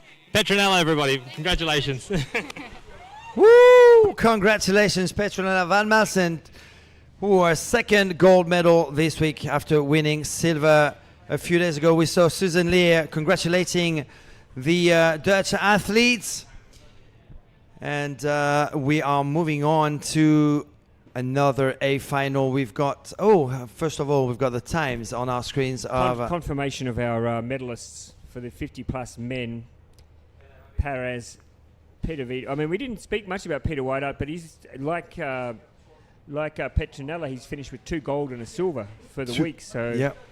I mean, that's pretty good. That's it's going to hold him up a little bit at customs when he goes back to Germany, because he'll need to declare he's bringing in valuable products. Which means only one athlete can win the 3 golds, and that is potentially Noik Gayu, and is coming up in a few minutes. But first of all, let's focus on the 40-plus men's, unless we've got some new results coming up. Livina Champendale finished in 7th place. If she wasn't wearing her hat, she might have been able to get a top 5, but the hats, apparently she said the hat slowed her down. And here it is, the 40-plus men's technical race final. Some big names, of course. Watch out for Tommy Boudet, Olivier Darumelio, the defending champion, Yohei Yoshida back in top form, Joep van Bakkel, the new world champion in long distance from the Netherlands. Artem Avramenko is in the mix, of course, from Ukraine. Nimrod Nir representing the ICF. A couple of new faces, David Anoui from France. Also, Martin Teichmann is the man who was missing out last year. He is here right on your screen. Martin Teichmann from Berlin, Germany. He's still feeling uncomfortable about what Still you has said the about sexy his, ponytail. the ponytail before. Look at this man. Branislav Sramek from Czechia. He's like a sack full of lane ferrets. number Branislav. 2. Look at him. He's got so many moving parts. Back in top form. Olivier Darumelou, he is the defending champion. He comes from Seignos, France. Apparently he lives not far from your castle. You can see him from your I can see him from my turret. from your bell tower. Seiji Kashiwagi from Japan with a goatee. Here's Christian Taucher from Austria. He's got the hat on this afternoon. He was going hatless this morning, but he's a change of tactics from Christian, putting a hat on for the big... Oh, he's a serious... Tommy Boudet, he's got the quick blade hat, he's got the Stingray, He's got the fighting he's got face. the SIC Maui board, He's got the and he fighting wants face. it Give us a smile. just Tommy. as bad as the others. Here's Georgios Flakos from Greece, Looking the pretty... silver medalist in the long distance. Yohei Yoshida back in top form from Japan. He's got his Maui hook necklace on. He's ready. Yep. Joep van Bakkel, also in top shape for his first ICF World world champion in long distance. distance. First ICF participation. Here's Artem Avramenko from Ukraine, a former world champion in the sprints last year. Here's Nimrod Nir representing the ICF. And that's the dark horse I mentioned previously, David Anoui. He trains with Titouan Pouillot. He trains with Noik and Vai Garyu. He could create some surprise in this big 40-plus men's final today. So let's assume here, gentlemen, that Tommy Boudet and Georgios Flakos will take it out the fastest. I'm expecting it to be a race between those two. Do you think to be first at the first buoy? But then we know then that Darumelou, Christian Taucher, Kishiwagi from Japan. Gee, there's it's. Well, we've got a beach portage. Yeah. We've got a bit of space between buoys, so I think we're going to have movers and shakers in this race. 1 minute away from the big finale for the 40-plus men's in the technical race discipline. I'm so excited. I have to stand up, gentlemen. I'm sorry. I just think you guys are all surprised that I'm not out there right now. Well, we are. I can't I mean, believe you're not stunned I was by going to that. say. we didn't want to make you feel uncomfortable, but now now that you've raised it, it's the elephant in the room. Why aren't you there, man? Come on, Rob. Like, seriously, bro. Stuffing around this morning you were with your bloody... Seriously, I was having too much fun. Wow. I can see Sonova, I can see NSP, I can see SIC Maui and Starboard at the back. The top brands are there, the top athletes are ready.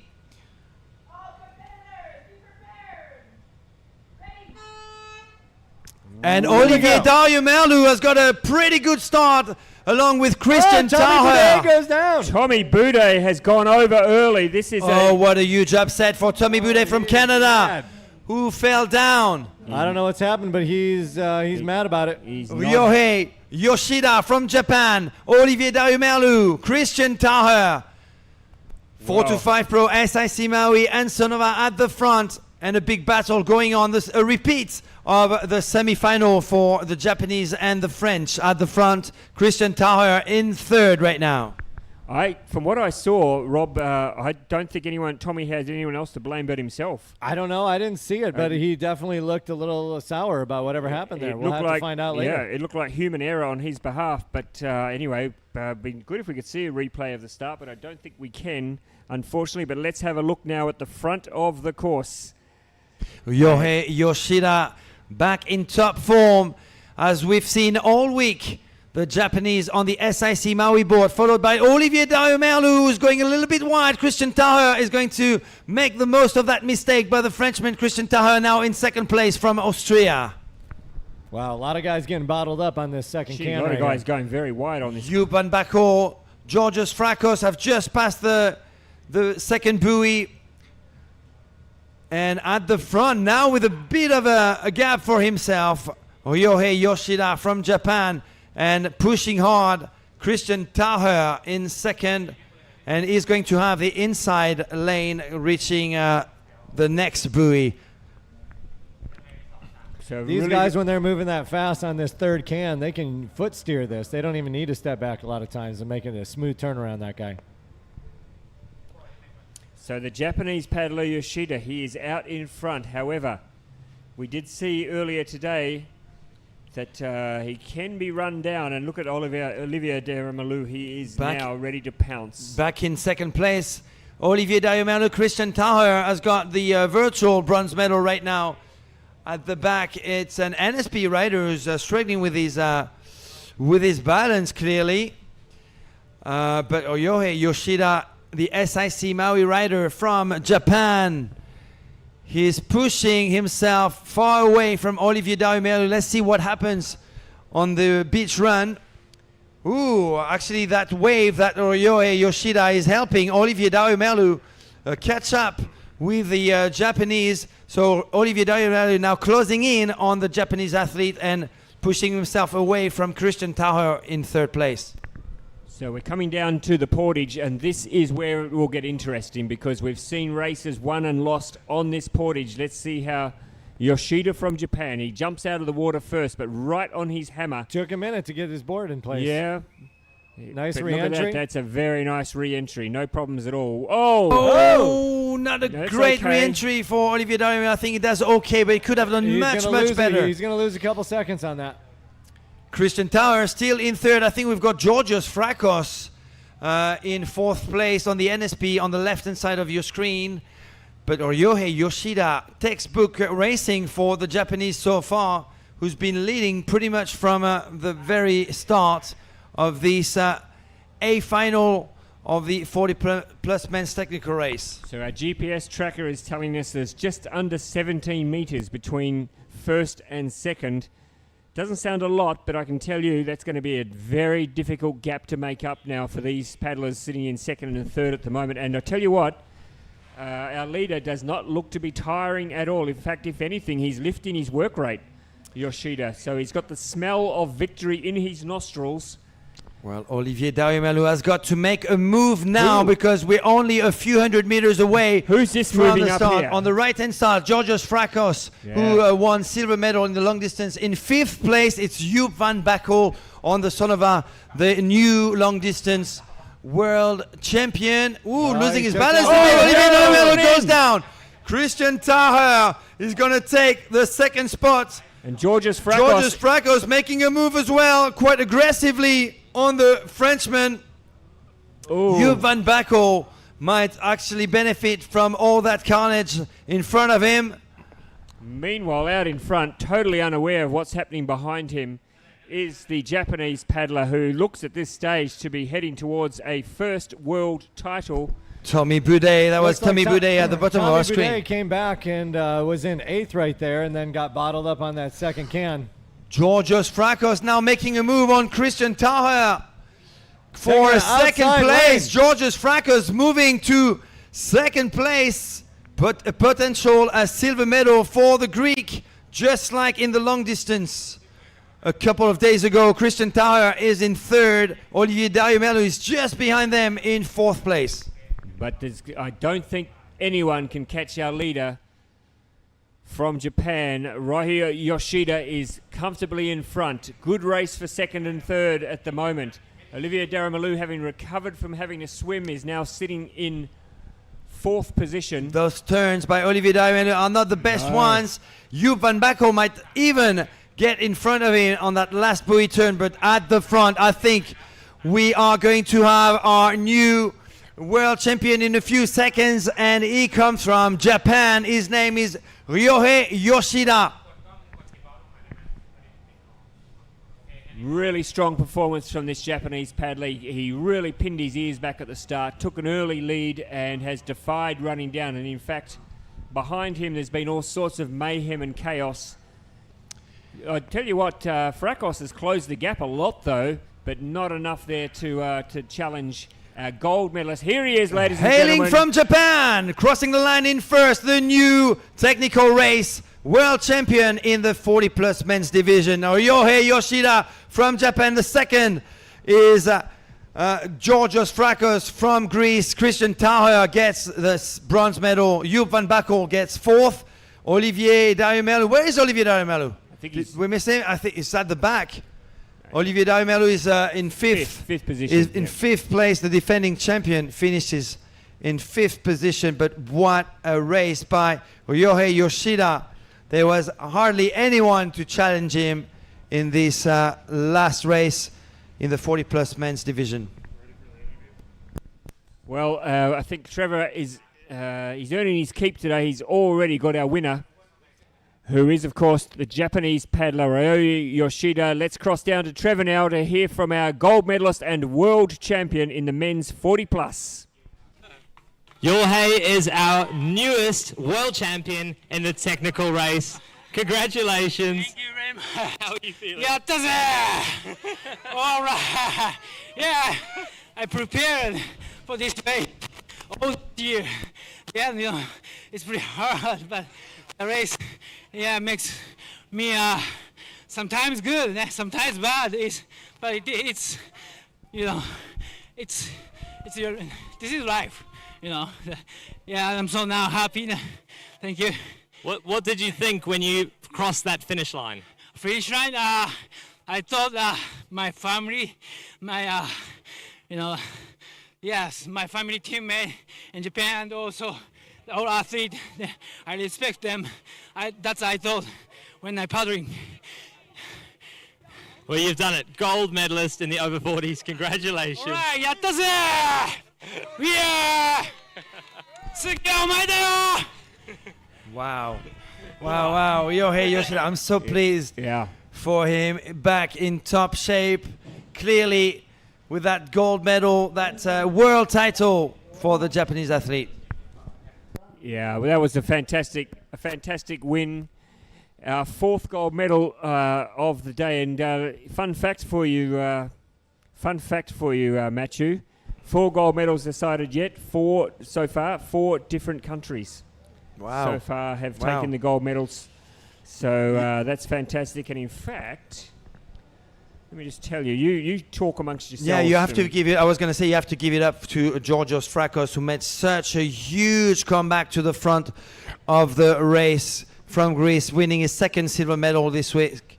And Christian Taher, our friend Christian Taher, getting the bronze medal for Austria. Congratulations, all 3. And I think that's his first ICF medal. Yeah, I'm pretty sure that's the first medal for Christian. And moving on to the next race, we're going to have our junior women's final in about 6 minutes, with an impressive field of athletes. Of course, there is the new long-distance world champion Claudia Postiglione. Of course, there is Rosara Davis from New Zealand, Chiara Vorster from South Africa, Chilag Kocic from Hungary, Ines Blin from Spain, Kyriakilo Gotetti, of course, is one of the big names. Skadi Langben, wow, this is non-stop. Kanae Shibahara, of course. We're going to have an individual presentation, of course, in a few minutes of each of these athletes. So I just wanted to crunch some numbers for you, Matthew, because I know that you love fun facts, and people sitting at home who are playing fun fact bingo. We've had 4 gold medals decided. We've had 12 medals decided altogether today, and 9 different countries so far have shared in the medals, which I think is a pretty good result, that we've had 9 different nations so far win medals in technical races today. Yeah, talking about a global sport, right? This is, I guess, a good sign of the good health of SUP worldwide with so many... Yeah, I mean, what I will say is that, you know, there are a lot of sports that we have, and we watch a lot of sports, and, you know, there are 3 or 4 countries that dominate that sport and always take the lion's share or the lioness's share of the medals. The point I'm trying to make here, and I don't know that I'm making it very succinctly, is that here we have in stand-up paddling 12 medals decided today so far and 9 different nations, and I think that speaks volumes of just how global this sport really, really is. So excellent to see. Will we see more nations take medals? I'm predicting yes, because I don't think we've had. Let me just have a quick look through here. I don't think we've had a French medal yet. Not just yet. Nope, not yet. But watch out for the likes of Vai Gariou, Mélanie Lafenêtre, Noé Gariou coming up. Lane number 1, though, it is Eleni Nikolaidi from Greece in this junior women's tech race final. Lane number 2, Velia Pisanelli from Italia. From Spain, Amelia Moral in lane number 3. Lane number 4 is the red-haired athlete from New Zealand, Rosara Davis.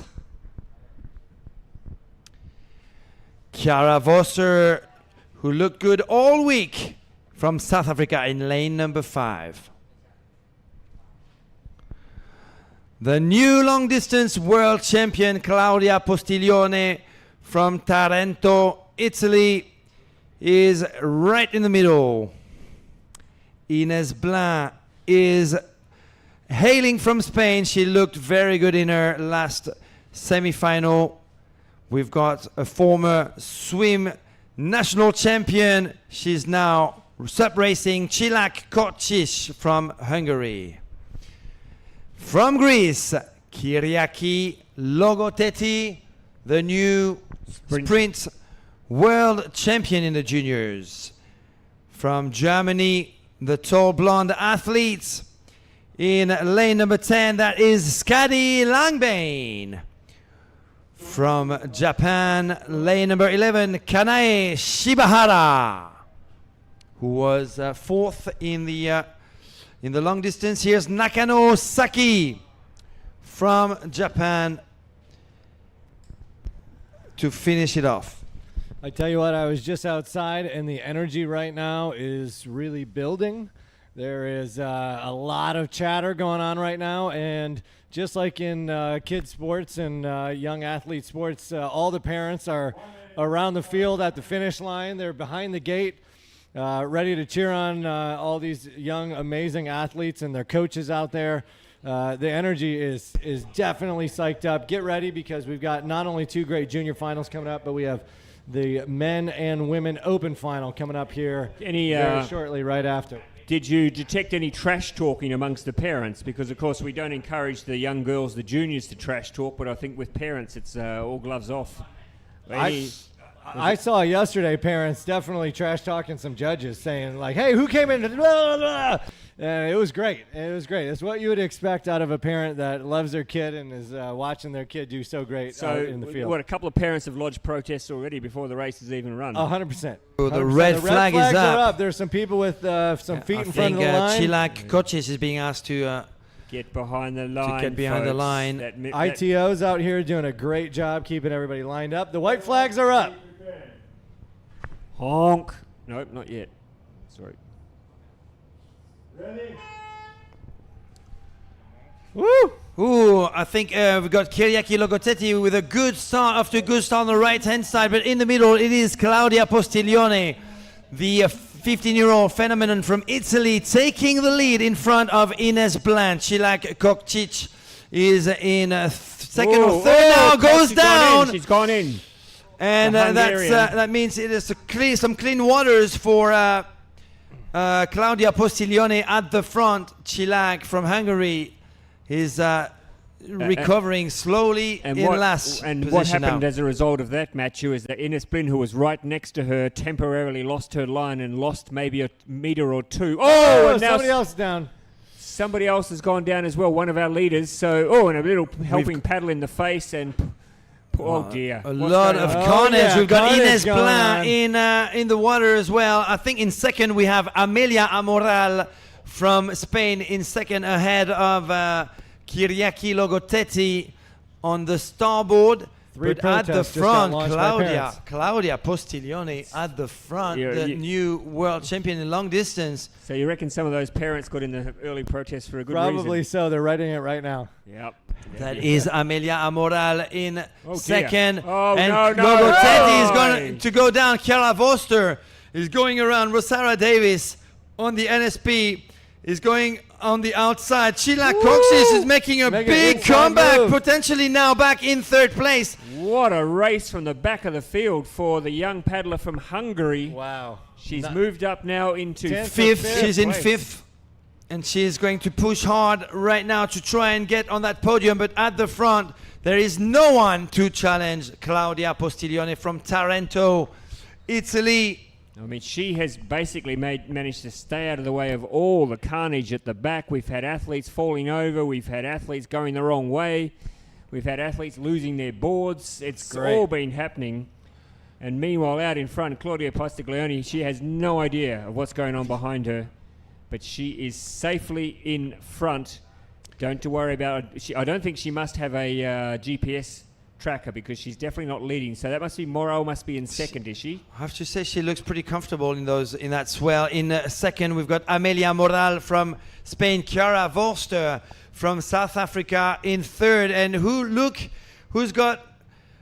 made that move back in fourth place. That is Cilak Kokcic. She's definitely going to try and get a place on that podium after that disastrous fall at the start of the race. Rosara Davis from New Zealand in fifth place, I think, at the moment, behind the lead three, behind our falling paddler from the start, who's managed to make her way. Cilak Kokcic all the way from through Hungary. the field, yeah. Claudia Postiglione looking strong in those waters here in Thailand. She's got a good 10-meter lead over the competition. And for those just joining and wanting to know where the defending world champion is, Cecilia Pampinella. Yep, she didn't race in the semi-final. She's been feeling a little bit sick today, so she didn't take her place in the start line. So that's why she's not out there in this final. But there's another Italian who's stepping up to the plate to challenge and to maybe keep this world title in Italy. Cilak Kokcic in fourth place, just behind Chiara Vorster. Nice re-entry. Looks like she might even pull in a third. A pretty good re-entry by Rosara Davis as well. There is going to be a big fight between three junior women for bronze medal behind Amelia Moral. However, I have to say Cilak Kokcic is looking pretty strong.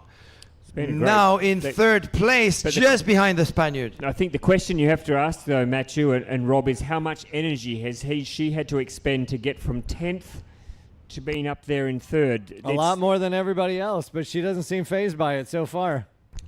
Yes, she is She there. took her multivitamin this morning. In third place, just in front of Rosara Davis from New Zealand, who is in front of Chiara Vorster, who went from third to fifth in the last 100 meters. But in second place, clinging to that silver medal, is Amelia Moral from Spain. It's not over yet, though, as look at the Cilak Hungarian. Look at the Hungarian. She's Kokcic is definitely looking determined. She is like the original stalking horse there. She is. Oh, look There at it that. is. There's the change There, right what there. a Chilak move. moving from third to second. Moving now move. into second Woo! position. Cila Kocic from Hungary. She fell at the start. She is now Wow. on the podium virtually as we are only 300 meters away from the finish line. She did make her move on Amelia Moral, who is now in third place. In fourth, we have the New Zealander Rosara Davis on the NSP board. What a race from the Hungarian. One wonders what might have happened if she had got a clean start and got off without falling in, and we could have had a really interesting race at the front. But as it is, Claudia Postiglione, she's been out by herself now for the majority of this race, and I really don't think, unless she makes an absolute mess of this turn, which I don't think she's going to. Look at that.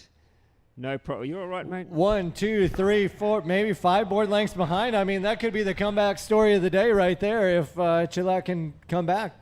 Even second place is the story of the day right now. Absolutely. Silver medal for now for Cila Kocic from Hungary. Amelia Moral still sitting in third, but Rosara Davis is looking hungry, just on her tail at the front, though. You have to give it up for Claudia Postiglione, the 15-year-old athlete from Taranto, Italy, who is going to collect in a few moments her second gold medal of the week, her second world title. But watch out for Cila, who hasn't said her last what a word finish. just yet. I think Claudia has just enough room that as long as she paddles in straight, she's got it. She's got the gold. You've got to take your hat off to Cila, though. What a race.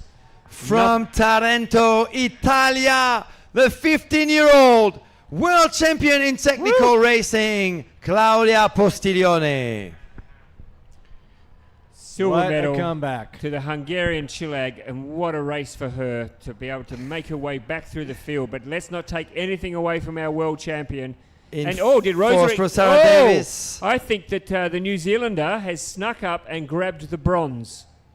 She might have. I think that We missed Rosary Davis, she certainly looks more the happier of the group there. There was a sprint finish. We missed it, unfortunately, on our screens. But just so, Rosara Davis finishing strong on the beach for a bronze medal here in Pattaya. So we do have our junior women's technical race podium. Wow, what a great race. Great carnage in that race and amazing comeback. And just to keep the trend going, folks, that's now 5 gold medals decided, and 5 different countries so far have taken the gold medal. I'm just going to keep banging on about this until you guys get bored. But I just want to emphasize how global our sport is, because 5 races, 5 gold medals, 5 different countries so far on top of the podium. No problems at all with our winner there. If there are any protests that go on, it did look a bit ugly at the first buoy. Maybe there might be some protests at the back of the field, but Claudia Postiglione was so far in front of the rest of the field that she was not going to be part of any of that nonsense that went on behind her. So congratulations, Claudia. To come here and to be a world champion twice is no mean feat, but to do it at the age of 15... What were you doing when you were 15, Matthew? I'd hate to think. You don't want to know. I was running track and field, actually. All right, let's cross down and have a listen to our world champion, Claudia Postiglione. Claudia's done it again. This is her second gold medal here today, and she's taken up the juniors technical competition. She's going to let us know how she's gone in Italian for us real quick here. She's got a fantastic support crew over here. We've got so many people here cheering her on. So how did you go today? Ciao a tutti, sono Claudia Postiglione e oggi ho gareggiato nella Technical Race Junior Woman e sono veramente felice di questa seconda medaglia. Ci tengo a ringraziare il mio allenatore e la mia squadra e il Team Italia per tutto il supporto e niente, thank you so much. 2 gold medals, congratulations. Oh, go on, Trev. You need to translate that for us now. Yeah, well, I don't know a lot of Italian, but a couple of things I noticed she said. She said, I don't mind wearing this hat, but how do I get hold of a Total SUP hat? Because I've heard that's what all the cool people are wearing. Don't forget the discount code. No, Yeah. she was saying hi to her friends and family watching from Italy, and she was saying she was very, very happy. And we are very happy for the 15-year-old new world champion, two-time world champion now, Claudia Postiglione. What an impressive win here on day 5, the last day of the 2023 ICF SUP Worlds here in Pattaya, Thailand. Don't forget, folks, to get that €5 discount on all Total SUP products, all you need to do is go online and type in the mystery words chicken nuggets, and you get a €5 discount on all products. You're going to break the internet, Ross, with that kind of announcements. You know, it looks like the medal table has been updated. We haven't talked about it much, but all these countries are fighting for the world title right now. And right now in first place with medals is Greece with 3 overall medals. France in second. United States in third with 2 medals. Germany in fourth with 1. And a lot of other countries all with 1 right now. Is that the overall medal table, or just for the? These are the overall medals for the weekend that we're seeing. No, I don't think so. I think that's just for the sprint competition. These are just for the sprint 'cause I competition. saw We're going to modify that 100%. I saw that earlier on. I was going to read it out, but that's just for the sprint. Do we have? We're going to get you an updated medal table. I'm as looking soon for as our we can main find man, it. Hoi Shan Kwan, for an updated overall medal table. Which, because I looked at that earlier on, and that is just for the sprint, I think. Here we go. In Lane 3 minutes, the start of the junior men's final, we have Mark Simoncelli from Mallorca, Spain, in lane number 1. Also from Mallorca, Spain, Luis Perotti in lane number 2. From Japan, Kotaro Miyahira, lane number 3. In lane number 4, Ivan Puente, also from Spain. We have 6 Spanish in this. SUP It's a racers. Spanish armada. Sergio Cantoral, the pre-race, or one of the pre-race favorites from Alicante, Spain. Here's a Quinn Pirit from New Zealand. Better get a haircut, Quinn. That hair's looking a bit bushy on top, by the way. Vaik Gayu from France. He was a silver medalist in this discipline last year. Here's a Joan Garcia from Spain. Pretty impressive in the previous race. Now looking serious. Penny for your thoughts, Ivan Frutos from he's just Spain, from Alicante as well. Getting philosophical. Here's Shimazu Nariakira, the Japanese, in lane number 10. From France, Simon Ackermann. And from Greece, lane number 12, Nikolaos Malekakis, who's got the Blackfish Infinity board. There is the modern day Spanish Armada out there in this race, isn't there? 6 athletes representing Spain. But I'm tipping, and I don't want all our Spanish fans to turn on me just here, but I'm tipping that the gold will either go to New Zealand or France. Well, have you thought about Sergio Cantoral from Spain? I He is thought the about all of them. defending champion I've thought in about all of technical racing, and he was very impressive in of course I've his thought it previous through. race. Of course I thought it through. Anyone who's been listening to the commentary over the last 5 days would know that I think through everything I say. 100%. 100%. There's nothing I say that has not been carefully thought through. Perish the thought that I would just shoot off from the gob and say something ridiculous. Even the James Bond quotes. I was spot on with that too, by the way. A lot of people stopping me on the streets of Pattaya last night and nominating their favourite James Bond characters. It was I couldn't even walk. I was going to go for a long way away for dinner, but after about 200 yards of people just stopping to me and just shouting random James Bond slogans at me and singing theme songs from famous James Bond movies, I just had to stop. and got some chicken nuggets and went back to my room. All right, 1 minute away from the big final for the junior men's in the technical race event here in Jomtien Beach, Pattaya, Thailand. Some big names in the middle of your screen. Sergio Cantoral, that's the tall, dark-haired athlete wearing a black hat. Next to the NSP board, Quinn Piritz from New Zealand is the blonde athlete in the middle. Vaik Garyu next to the Sonova board, wearing a black hat as well. It says Blackfish. That's the name of the sponsor, paddle sponsor, Blackfish. And good look at the crowd there. Daniel Pares, the new world champion. Olivier Garyu is there on the left hand side. That's Vaik's dad. That was him on the left hand side. Just a few seconds away from the start. And just check out the palm trees in the background. That gives you an idea of the wind. There's not any wind to speak of, but as we've been noticing, there's quite a big swell building up out there on the water now, which is, for these young guys, it's going to add another challenging element to what is already a very challenging 1 kilometre race. 2 laps, 1 portage. Whoo, what do you think? What do you think, Rob? We haven't heard from you, my friend. I think it's exciting to see how the wind plays a role, not on the shore, but it plays a role on those outside cans, being an offshore wind. As you see these guys, they get started, and it's a little more calm in the beginning, and by the time they get out to that second and fourth can, you can see that wind really pick up, and it's playing a role in those pivot turns as they're trying to get around those buoys. Okay, we got 1 minute to the start for these guys. And again, what a gorgeous backdrop we have in Pattaya here.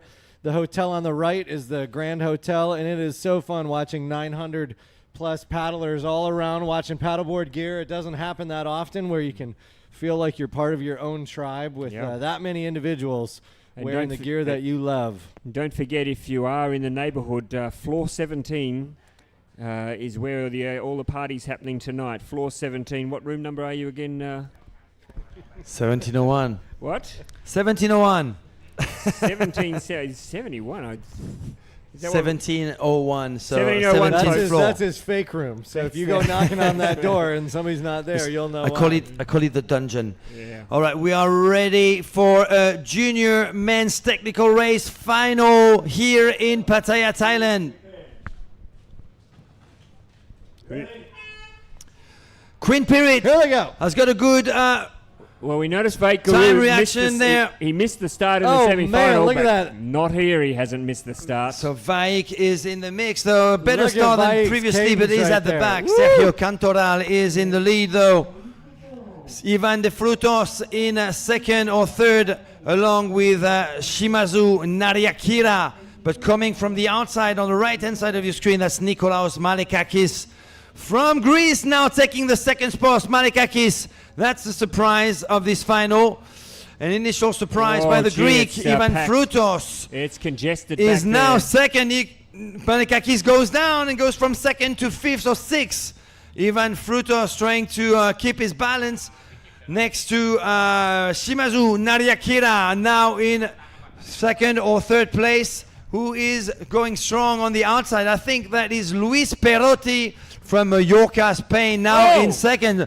So many moving and shaking already. I cannot even imagine what's going to happen at the second can right here. I can tell you what's going to happen. You've got Wait 11 all coming Mark in at once. Simoncelli making a move on the inside there for third position next to Ivan Frutos in fourth place right now, pushing Nariakira, the Japanese, in fifth place. Is that Guru that's gone in? I think he's gone in at the back of the field now. Yep. Voit Guru has gone into the water. He didn't spend any time, though. He's back up and on it again. And in at the front, Sergio Cantoral, just like in his semi-final, pushing himself to the front pretty early. Luis Perotti, also from Spain, in second position. He's got that Cheetah board by NSP. 2 starboards in the chase. That is Ivan Frutos and Simoncelli. We've got 4 Spaniards at the front of the junior race. I think the Spanish Tormenta is back, ladies and gentlemen. The Spanish Armada is in full sail, but where is our Frenchman? Where is our Kiwi?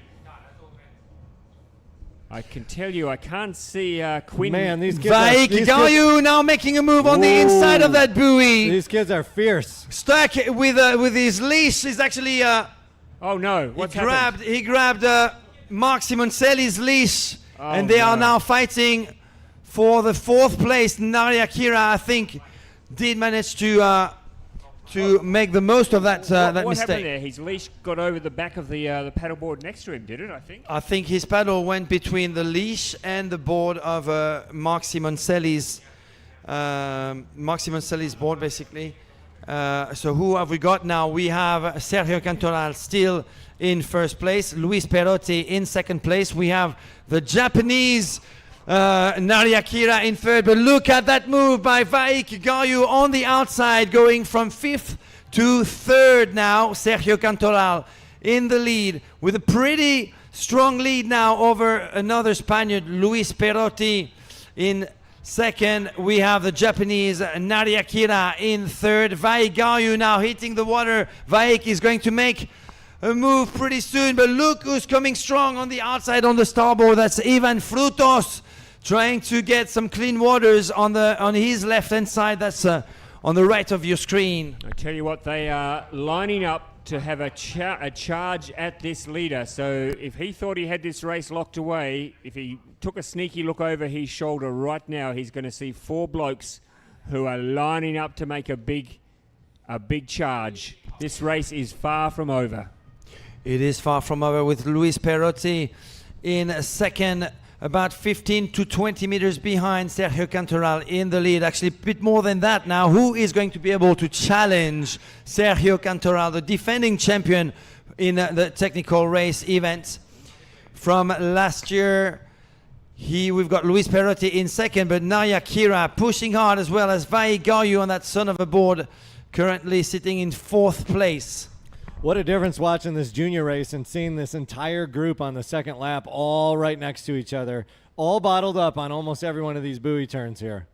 Vaik Gayu now making his move into 3rd position. That's a very good turn there by Vaik Gayu, who's just sitting behind Luis Perotti. So 2 Spaniards at the front, 1 Frenchman, and then a chase led by Naria Kira with Ivan Frutos on his right-hand side.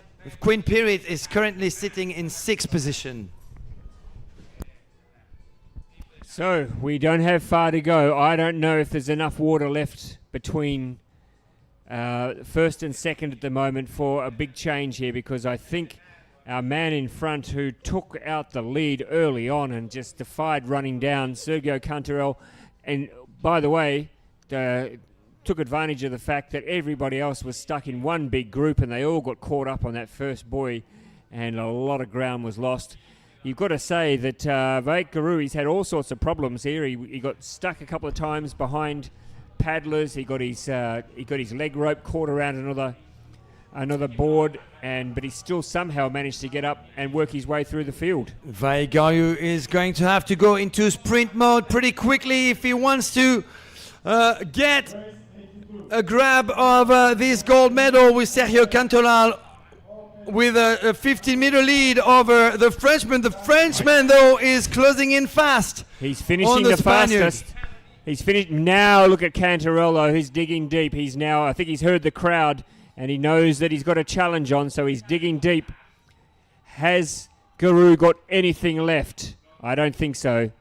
And back-to-back winning gold here in Pattaya. Psyched. Sergio Cantoral from Alicante, Spain, the new world champion. We've got in 2nd place the Frenchman Vaik Gayu. The bronze medal will go to Naria Kira, Shimazu Naria Kira from Japan. The 4th place for Luis Perotti, 5th place Ivan Frutos, and finishing in 6th, Quinn Pirit. Miyahira, another Japanese, crossing the line, as well as Simon Ackermann from France. Now Joan Garcia. And let's see if there's any protest. Obviously, we had quite a bit of drama, or chaos at least, at those buoy turns. I don't think it'll affect the winner, though. He was by himself. He was out in front. The winner is pretty clean ahead. Sergio Cantoral, who had the best start. Vaigayu did not have the best start, but was able to finish in second place. All right, let's cross down now to our man on the spot, Johnny on the spot, except his name is Trevor. Let's cross down to the big Trev now, who's going to have a chat with Sergio, our you are world the champion. gold medalist. You're the world champion in the juniors competitions for the technical race, and you have the entire, the whole of Spain behind you to support you. How was your race? It was so really hard. The wind is pretty tough to manage with that quantity of turns and having to keep that high pace. No, like it's 1 kilometer. It's very hard. It was definitely a long one, and you were right out in front the whole time. You got a fantastic start. You kept it the whole way. 5 minutes to start. What would you say to the rest of your family that aren't here and your friends watching from home? So thank you very much for them. Without the Club Deportivo Pares family, it would be possible to do this. So I'm very thankful for them, for having them. And yeah, really happy. All right, 3 cheers to Sergio then. That's the entire club of Club Deportivo Pares, the Pares Sports Club, led of course by Daniel Pares. We saw a pretty emotional Alexia Soto, who was very unfortunate going into this competition. She injured herself and she couldn't take part in any of the races. She was a favorite in not just one but a couple of disciplines. She couldn't take part, unfortunately, but Sergio Cantoral is going to bring a smile back on her face. Vaigayu, silver medalist here in Pattaya, and the Japanese Shimazu Nariakira gets the bronze medal. I can tell you this, that the future of stand-up paddling is in very good hands. We have some outstanding racing in both the junior women's and the junior men's. It makes me excited to think that in the years to come we're going to see these athletes progress up in through the senior ranks, and I tell you what, the next 10 years or so we are going to see this sport absolutely flourish, and some quality athletes, some quality young athletes who I think will make the transition to the elite level pretty smoothly just on what we've seen today. But that means now we have just 2 races to go, and they are your elite women and your elite men to crown our world champions, our gold medalists for 2023. And I have to say, I went through the start list during the break for both this women's race and the men's race. I cannot confidently predict a winner in either. It's just such a really even affair. And let me tell you what, if you were watching all these days and listening to all these crazy commentators talking to you, this is the main event right here. You've got the open women and the open men coming at you here right away. Stacked heat, it has to be. It's the final, and here they are. Yona Rivet from Brittany, France, in lane number 1. Esperanza Barreras, the new long-distance world champion, in lane number 2. Rika Okwaki from Japan in lane number 3. We've got Maddie McCasey from New Zealand in lane number 4. She's back in top shape. Fiona Wild, lane number 5, USA. The Infinity Speed Freak, Juliette Duhaime from Argentina. Seychelles is in the mix. Back at the best level, Isaskun Martin from Spain in lane number 8. Alba Alonso Frey from Spain as well. The defending champion, Melanie Lafenette, is here with us. The dark horse, 47-year-old Kimberly Barnes, let's call her Kim Barnes, and Anna Cherky from Switzerland in lane number 12. All right, so who is going to take the lead earlier? We've seen some strong starts all day from Fiona Wild. She will be challenging for the lead. You can imagine that, you can guarantee that. Juliette Duhami is the speed machine, though. She has been super fast all weekend. Here they There go. we go. Women's final start. Who's got the best start? It looks like Juliette Duham is off to a flying start along with Seychelles, but Mélanie Lafenette is looking good now, very much at the front on the 4x5 Pro board. The French athlete is in the lead ahead of the Argentinian Juliette Duham. Seychelles in third position, Fiona Wild on the left-hand side, and Esperanza Barreras in fifth place right now. Yeah, frantic start, but Melanie Lafenette is clearly in the lead. Let's see what happens now. Is anyone going to... oh, dear. Kim Barnes has gone. Kim Barnes goes down. Just trying to get through the buoy rather than around it, and she has lost a lot of ground there. She's gone back to the tail of the field, so that's one threat out of the way momentarily. Oh, who's this coming across here? Esperanza Barreras now pushing herself to third or fourth place. We've got Seychelles on the outside, though, clinging to a second or third position. But Esperanza Barreras making a big move now on Juliette Duham. Cutting right across the Fiona Wild. Now look at Espy here. Look at this corner here. She's going to move into second. Wow.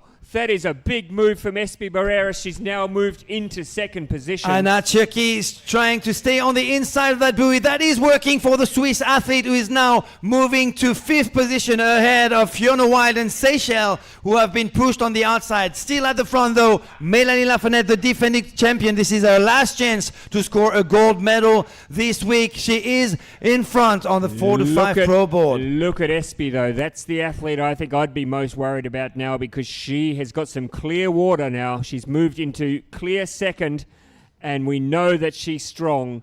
We know that she's clever.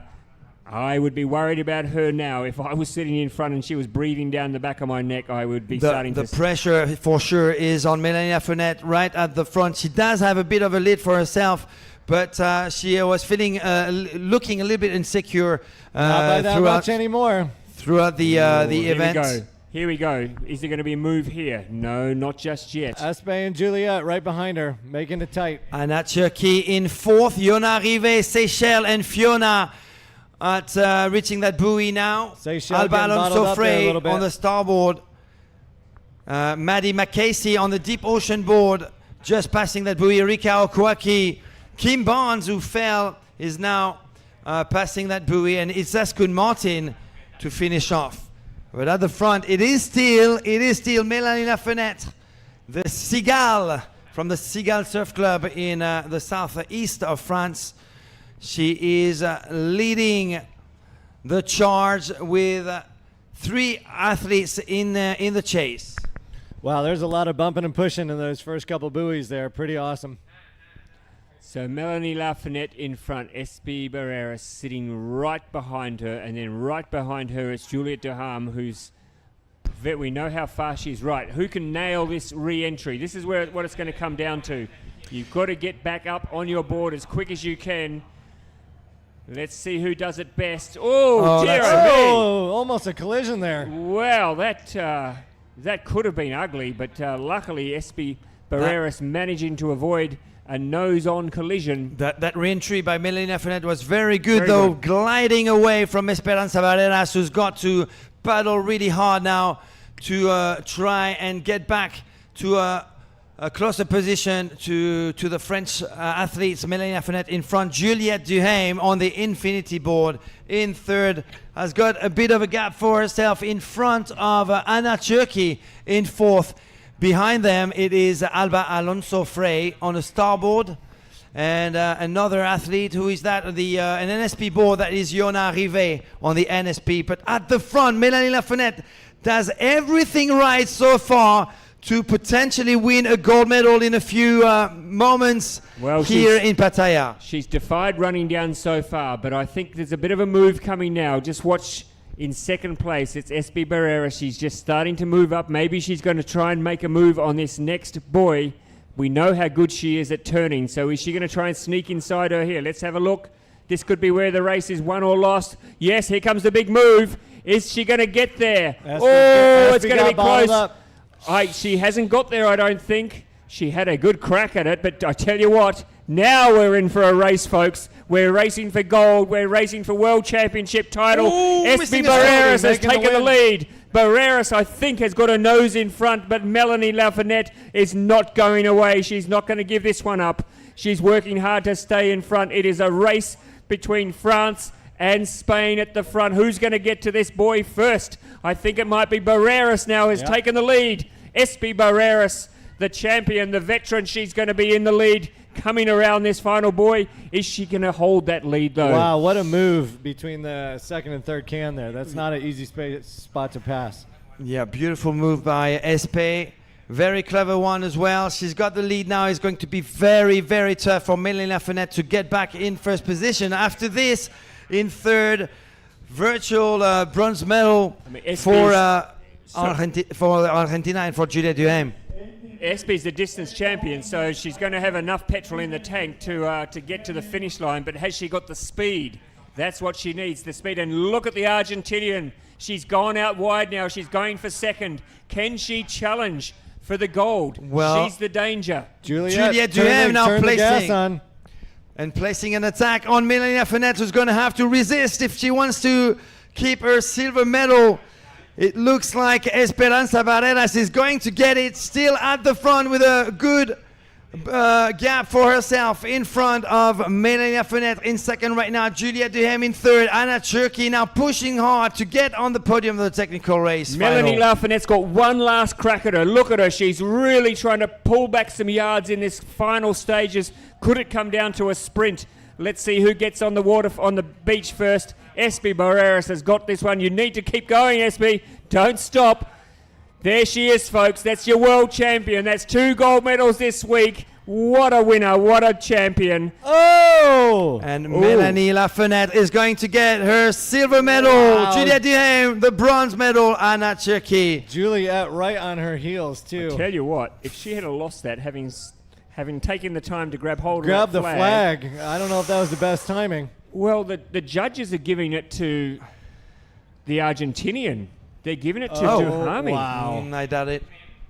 No, I saw Melanie Lafayette crossing in second. Well, I don't know. It was a very close finish because Melanie reached out to grab hold of the flag. Grab the flag, gave Juliette a little bit of time to get an extra second. Maybe Juliette has pounced here and snatched second, and that would be... That would be a big lesson for kiddies at home. Replay. Don't worry about the flag, folks. Get it after the finish. That's where we need a replay. We're going to have to get final confirmation on that, but that could be a huge swing. What a champion Espi Barreras is, though. I mean, what a perfectly judged race. She knew she wasn't going to be the fastest out of the blocks. That was never going to happen. She wasn't going to lead at the first can, but she knew that if she could get into a position that she could outlast the rest of the field. And when the time came to make a move, she was confident enough in herself to get ahead and to defy running down. I mean, she is an absolute champion. She was helped by a pretty slow turn, though, by Melanie Lafayette at buoy number 2 in the second lap. She was able to get on the inside. All right. I'm sure she's going to be absolutely over the moon with her second gold medal for this week. Let's cross down to Trevor and our gold medalist and world champion, Espi Barreras from Spain. 7 minutes to Where you got the strength to do that. You were a little behind the whole race and you managed to boost forward and you took the win for your second gold medal this ICF. Tell me what you're thinking right now. This was not on my plan, but from this morning my coach told me to do everything today, everything that I have. I just did it. I trust on the job that I've been done to come here. I love these conditions. I feel really strong. And just to say congrats to everyone because a super high and hard and tired race. Wow, and so distance 2 days ago, you got gold. Gold again here at Tech today. What do you want to say to your family and friends watching from back home? Everyone was waking up in Spain really early to cheer me. I just can say thank you very much to my family and to everyone that is here cheering me and cheering everyone. Congratulations. Thank you. All right, we've just had a look at the replay, Matthew and I, just on our YouTube channel, and we're pretty confident that Melanie Lafayette held on for second, even though the scoreboard showed the Argentinian pretty certain that the silver medal has gone to Melanie Lafayette. Look at that crowd out there. Everybody's in the water hanging out. Here we go. Watch this. So there we go. The flag has come out. She's gone to grab the flag. And remember, it's her chest that crosses the finish line. The upper body that is what counts. And I think that was Olivier Darumerlu actually handing the French flag to Melanie. Juliette Duhaime, though, finishing strong, picking another medal this week here in Thailand. Juliette Duhaime is finishing third, bronze medal for the Argentinian Anna Cherki. Great fourth, racing. Alba Alonso Frey, fifth, and Yona Rivet gets sixth place. Surprising to see Fiona Wilde and Seychelles in 7 and 8. Kim Barnes, unfortunately, fell and was pushed to 10th. Good result by Maddie McCasey in just ahead of her. And we are moving on to the last race of the day, the last official race of these 2023 ICF SUP World Championships here in Pattaya, Thailand. And it is the Open Men's Technical Race Final. 12 big names are lined up right now on Jomtien Beach in Pattaya for the biggest race of the week. For the Open Men's, the Elite Men's, it's all happening in 4 minutes. And wow, we've got Clement Colmas, Eric Tenorio, Aaron Sanchez, Antonio Morillo, Titouan Puyo, Shui Araki, Rai Taguchi, Connor Baxter. Just before we go on to the men's, let's not, because we've got a bit of time, let's just reflect for a moment on that women's race because, I mean, it was a quality field. We saw Kimberly Barnes fall at the first can, and big setback for Kim. For sure, and she would have expected to be up there, I'm sure, challenging. Okay, here we go. Let's introduce our field now. Yes, and we have Clement Colmas wearing a Torosov t-shirt there. Well, looking pretty good, huh? Clement Colmas from New Caledonia, France in lane number 1. Eric Tenorio, lane number 2 from Brazil. Labelled by yourself as the sexiest man in world stand-up paddling, by the way. Lane number 3, Aaron Sanchez, who looked pretty good in his semi-final. From Mallorca, here's Antonio Morillo from Spain also, but he comes from Andalusia. An NSP rider, another NSP rider, he's the French captain, Titouan Puyo. You can call him Titu. Mr. Movember. You got to work on that Mo though, Tituan. The 17-year-old phenomenon from Okinawa, Japan, Shuri Araki, is in lane number 6, right next to another really fast Japanese athlete, that is Rai Taguchi, also from Okinawa.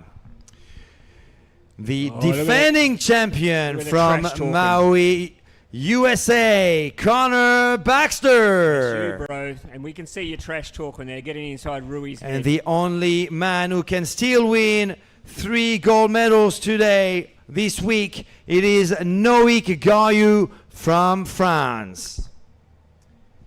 He went from dark horse to favorite Andrei Kreiter from 007. Bulgaria. James the Bulgarian Bond. 007. There he is. Dun, dun, dun, dun, dun. And the Peruvian prince, also an infinity speed freak, Itzel Delgado from Peru. And Christian Andersen, a.k.a. Paul Albert from Klitmøller, called Hawaii in Denmark. Oh, how are we going with 1 minute to the start? How do you predict this one? Taguchi, Baxter, and Garou all together next to each other. Can we guarantee that all 3 of those will get in the water clean and get away to a good start? Because there is a lot of speed on there in that part of the course. And Andre Kreiter as well, who's probably been the fastest man into the water all week. So, my goodness, we are going to see an absolute splash and dash at the start. I'm so excited, boys. I don't think I can sit down much longer. I'm sorry. I'm at. Don't rule out Shuri Araki, of course. Titouan Puyo, Antonio Morillo. Here it is, Off your they men's open are. final. Connor Baxter, first Oh, on his feet, and, looks like in first place. Noe Guru's Noe, gone in. Oh, no! Oh, Noe no. is Hat going trick. down. The pressure. Oh, and Andre Crater's gone Crater in. goes down. Connor Baxter Suddenly in front. This race has opened right up for Connor Right Baxter. Taguchi having a little bit of a bobble there as well. Oh my goodness, talk about Christian drama. Andersen, they're looking good in second position now on the NSP board behind someone who's looking pretty determined at the front. That is Connor Baxter leading the field. I wonder if he knows. I wonder if he knows that Noe Guru has gone down. He probably doesn't. When he gets to go around this next buoy, he'll get a Aaron chance. Sanchez, a little bit wobbly there in third position. Aaron Sanchez, Iri Tenorio, Christian Andersen, all Big push by Eri Tenoyo there, Yeah. just in front of Aaron Sanchez, but Christian Andersen Getting keeps the his clean second turn. place. Oh, For now, anyway, Shuri Araki. Oh, and we've had someone Iri's else having on go. trouble the with that outside. turn. Goodness me. It's El Delgado on the Infinity stuck at the buoy, but Connor Baxter is off to a flying start halfway through the course in lap number 1, very much ahead in Wow. the technical race final. Wow, that 2, 3, and 4 just had a big change right there. Erie taking a little bit of a slower turn there, and now Connor Baxter just way out in front. Do you know what? I'm calling it now. I'm calling this race. I don't know that anybody can catch Connor Baxter, not like this, in this sort of form. I don't think so. This race has opened up for him now with that carnage at the start, and you could see the frustration on Noe Guru when he got back on his board, and just he was so angry, probably with himself. I don't think anybody else played a part in that mistake. He just misjudged it. You know badly. what? Christian Whoa. Andersen is making up a Closing little bit in. of ground. Aaron Sanchez as well, and the rest of the field. No, it's they are Clément Colmas actually in third Oh. place, not Aaron Sanchez, but Clément Colmas now in third place in front of Eri Tenoyo. And there's an NSP rider, I think that's Antonio Morillo, behind Clément Colmas. But at the front, Connor Baxter, Christian Andersen, look Catching at a him bump. pushing hard. The Catching thing a is, bump. He's going to go inside. He's going to have to come back a little bit to catch that buoy, but he's right there.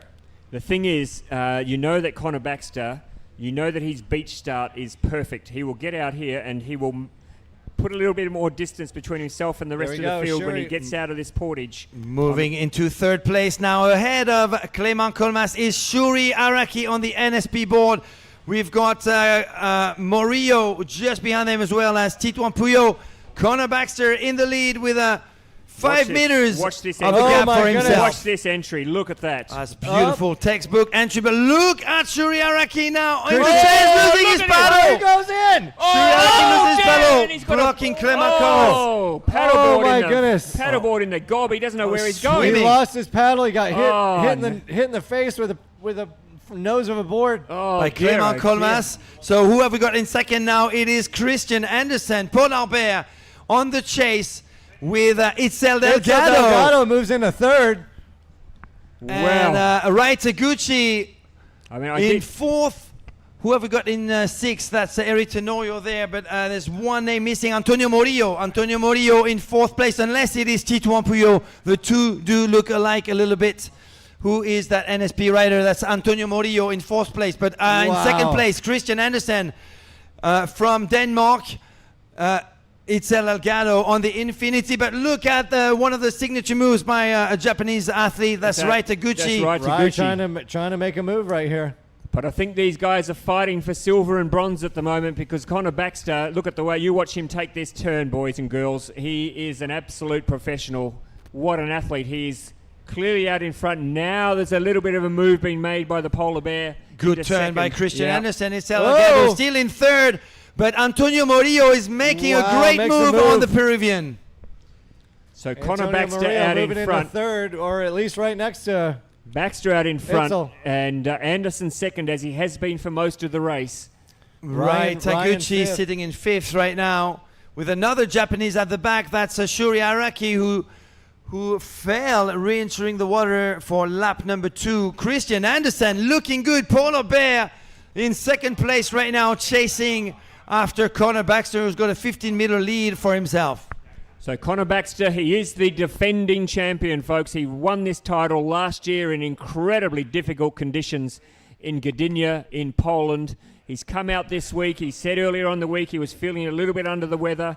Was struggling a little bit early on to get that power. But he's come out here today, and he is going to defend his world title. Who's going to get? Oh, man. Who's going to get the silver medal? There is a silver medal for Silver three and bronze. athletes pushing hard right now. Christian Anderson, Antonio Murillo, and Itzel Delgado. It is Christian Anderson still in the lead on that cheetah board by NSP. Antonio Murillo in the middle between Christian and Itzel. Itzel pushing hard now with the on the infinity. Let's cross though to Connor Baxter. Let's see him cross the finish line. Oh, they're catching him up. They are closing. Wow, look at these guys. They are closing in on the big American Connor Baxter, but that gap is too big. The American will take the gold medal. He'll retain his world title. Antonio Murillo pushing hard now. Christian Anderson stuck in fourth place now with Itzel Delgado, but now the world champion crossing the line for the USA. Connor Baxter, Itzel Delgado gets number 2. Silver. Antonio Murillo gets the bronze. Right, number What 4. happened to Christian Anderson moving from second to 4th or 5th? Antonio Murillo, I think, got the bronze, didn't he? I think Murillo got the bronze. So Murillo got the bronze medal, but Connor Baxter led from start to finish in this high octane technical race final. What a finish for bronze right there. That was an all-out battle, neck and neck the whole way. And then Christian Anderson just peeled off a little bit.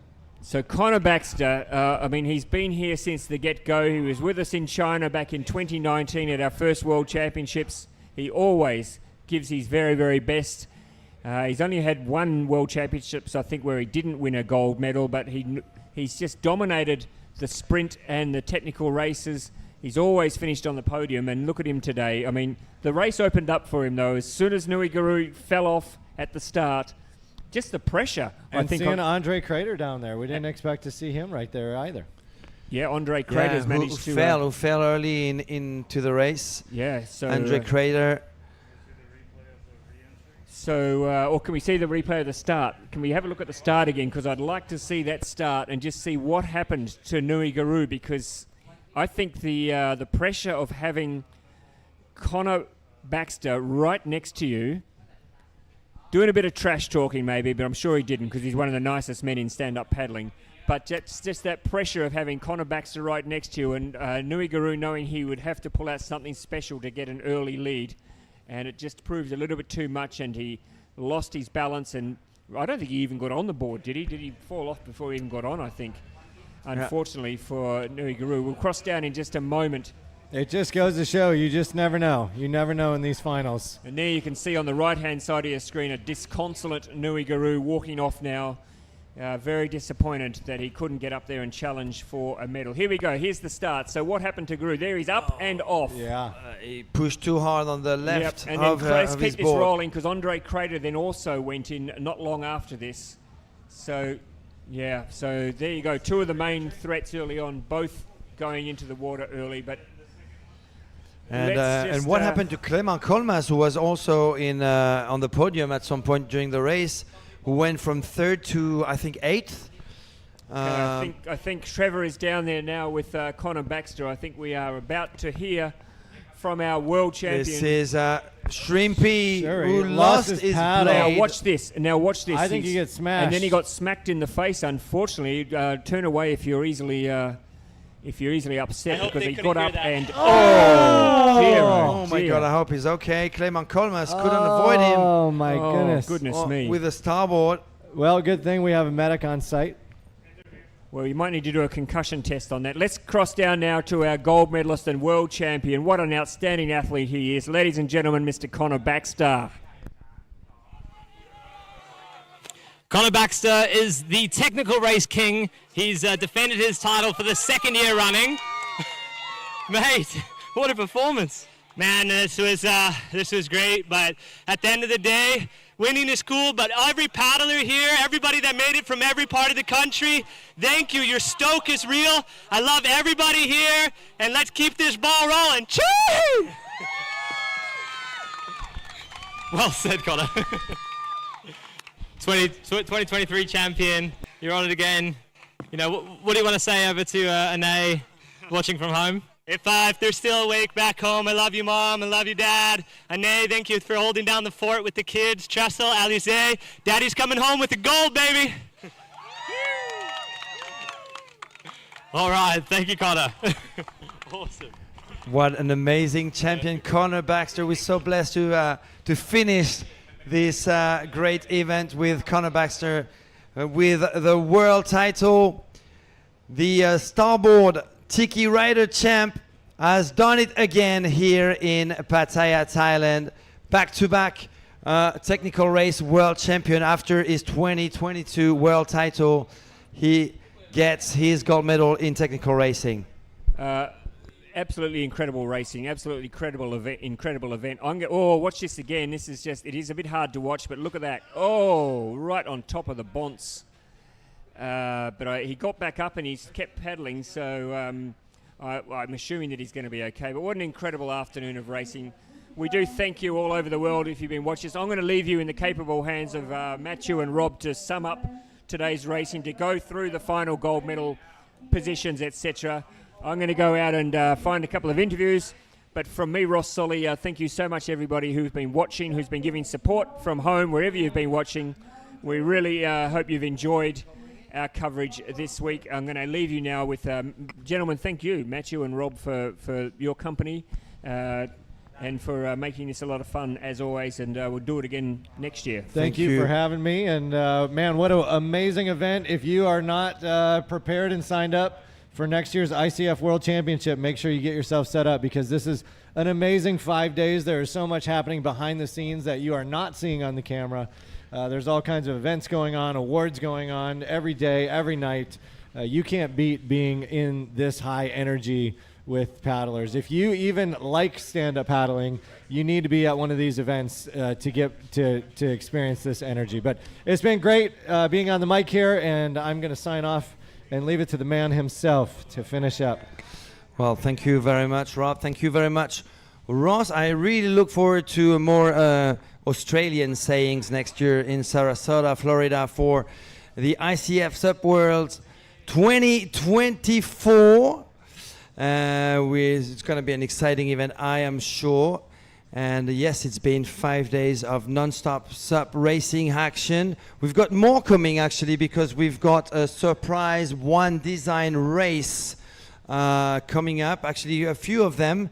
That is basically one of the local sponsors, the brand called Shadow, out of the Cobra factory, which is one of the biggest stand-up paddle factories in the world, established in Bangkok, Thailand, who's designed a 12.6 by 26 board, which more than 150 SUP racers are going to grab and compete on in about half an hour. So stay tuned if you want to see more SUP racing action. We had the big events though, and we finished well with Connor Baxter being crowned the new technical race world champion. Actually, next to me is Bruce Wiley from that brand Shadow, is going to be able to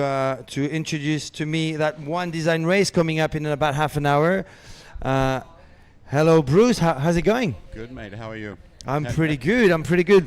Thank you very much. So that one design race, what is it all about?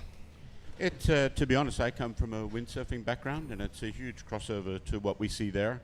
We're just creating a one design platform that can be used around the world in different clubs, different centers. People can then fly in, rent their board, compete, and then fly out. So we don't have the transport and the logistics of having to fly all these boards around the world. And for local clubs, universities, we've got a working platform here in Thailand where we've set up with the Royal Canoe Association of Thailand. They've got a fleet that they've established. The different clubs are buying more boards, and we're building up a platform so people can travel inter-province and have a fair race between the competitors.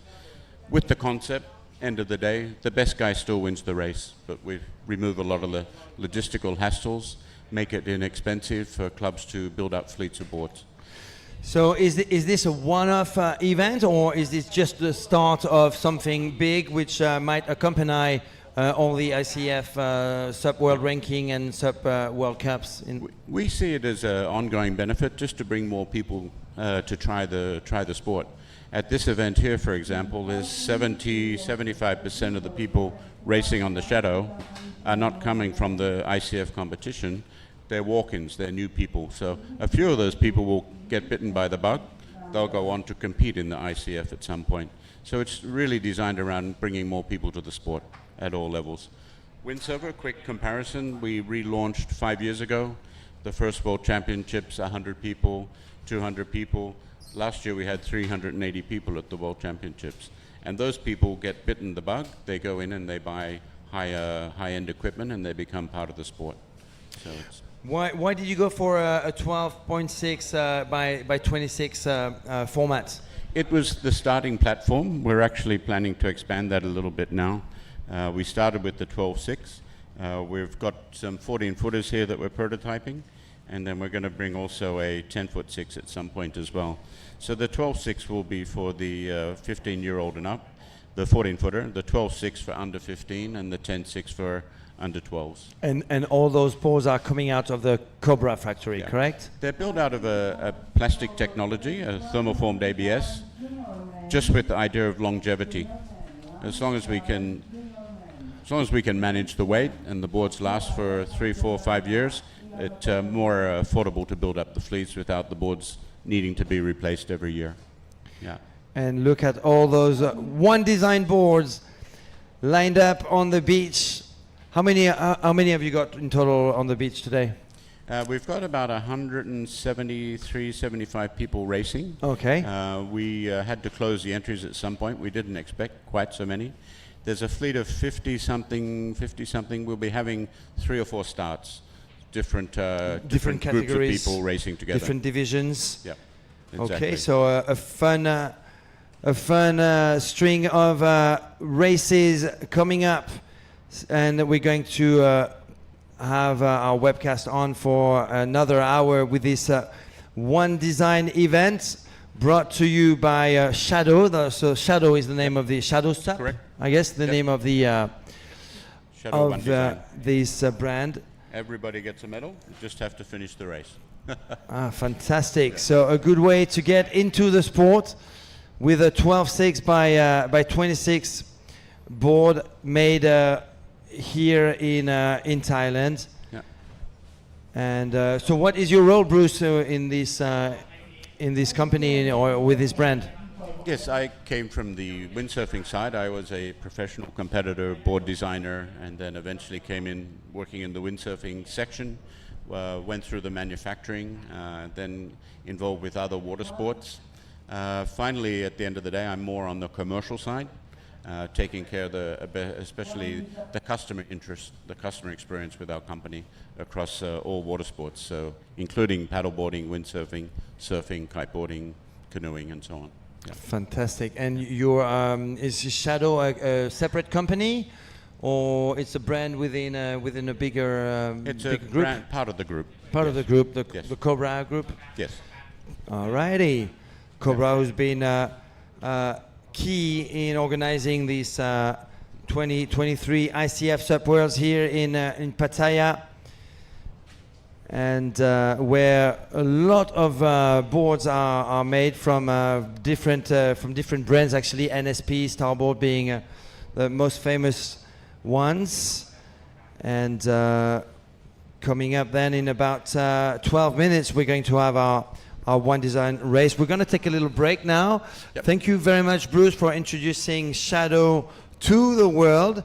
We will be back live in 10 minutes on the mic, commentating this coming up race, this One Design race here in Jomtien Beach, Pattaya, Thailand. Thank you, Thank you, Bruce. Thanks a lot.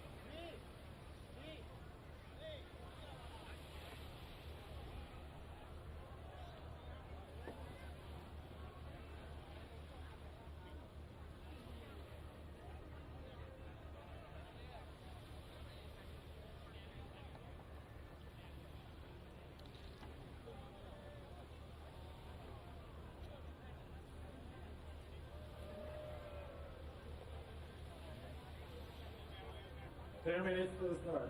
10 minutes.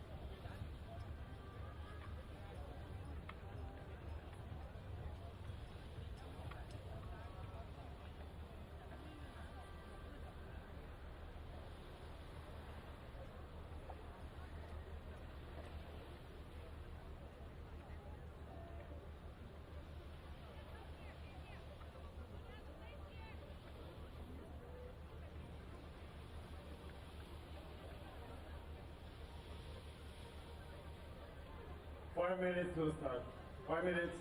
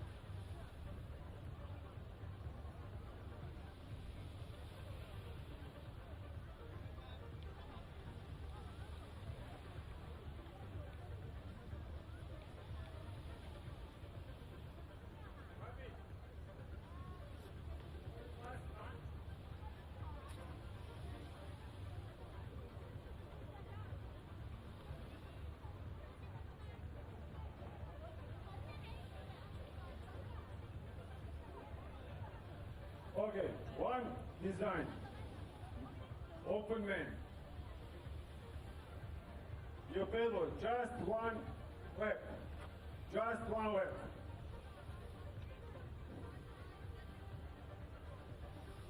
Start line is between main flags. Board noses must be lined up behind it. 3 minutes to the start.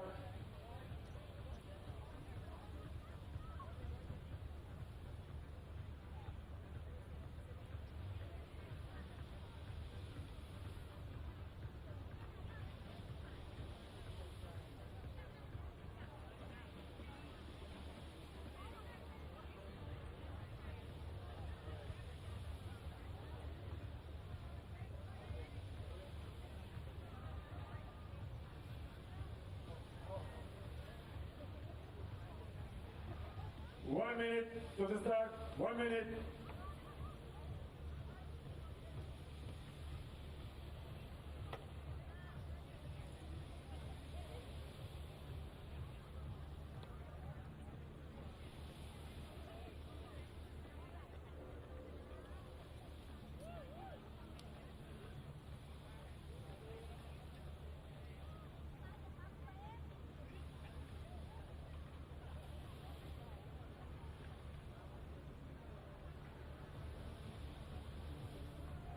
All fiddlers, be prepared.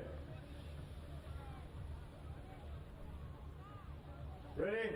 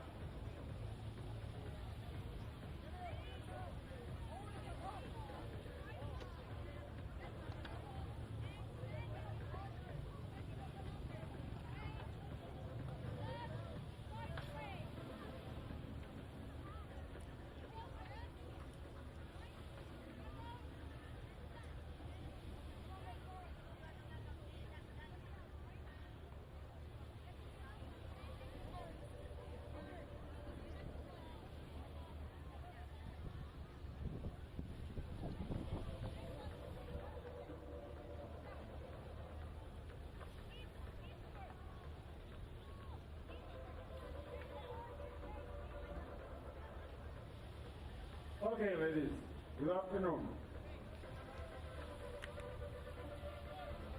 3 minutes to the start. 3 minutes. Start line is between flags. Board noses must be lined up behind line.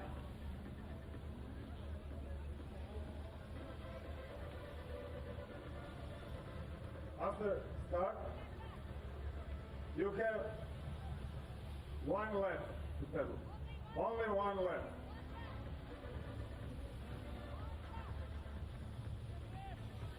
Two minutes to the start.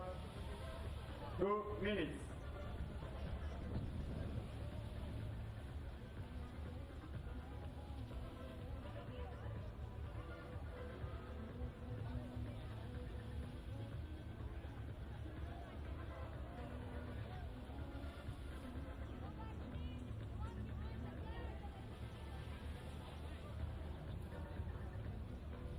One minute to the start. 1 minute.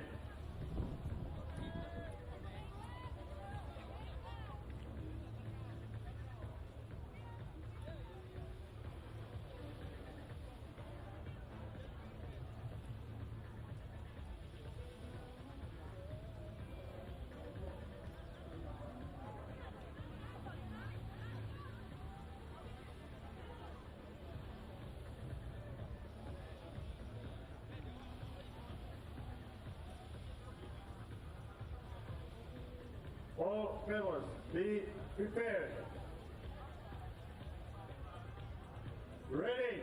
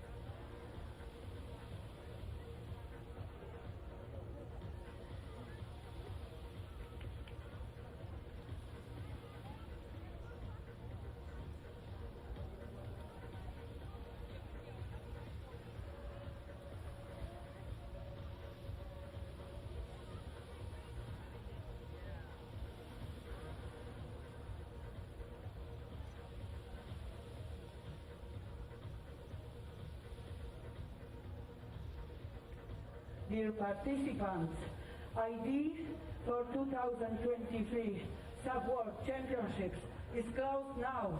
Thank you for cooperation.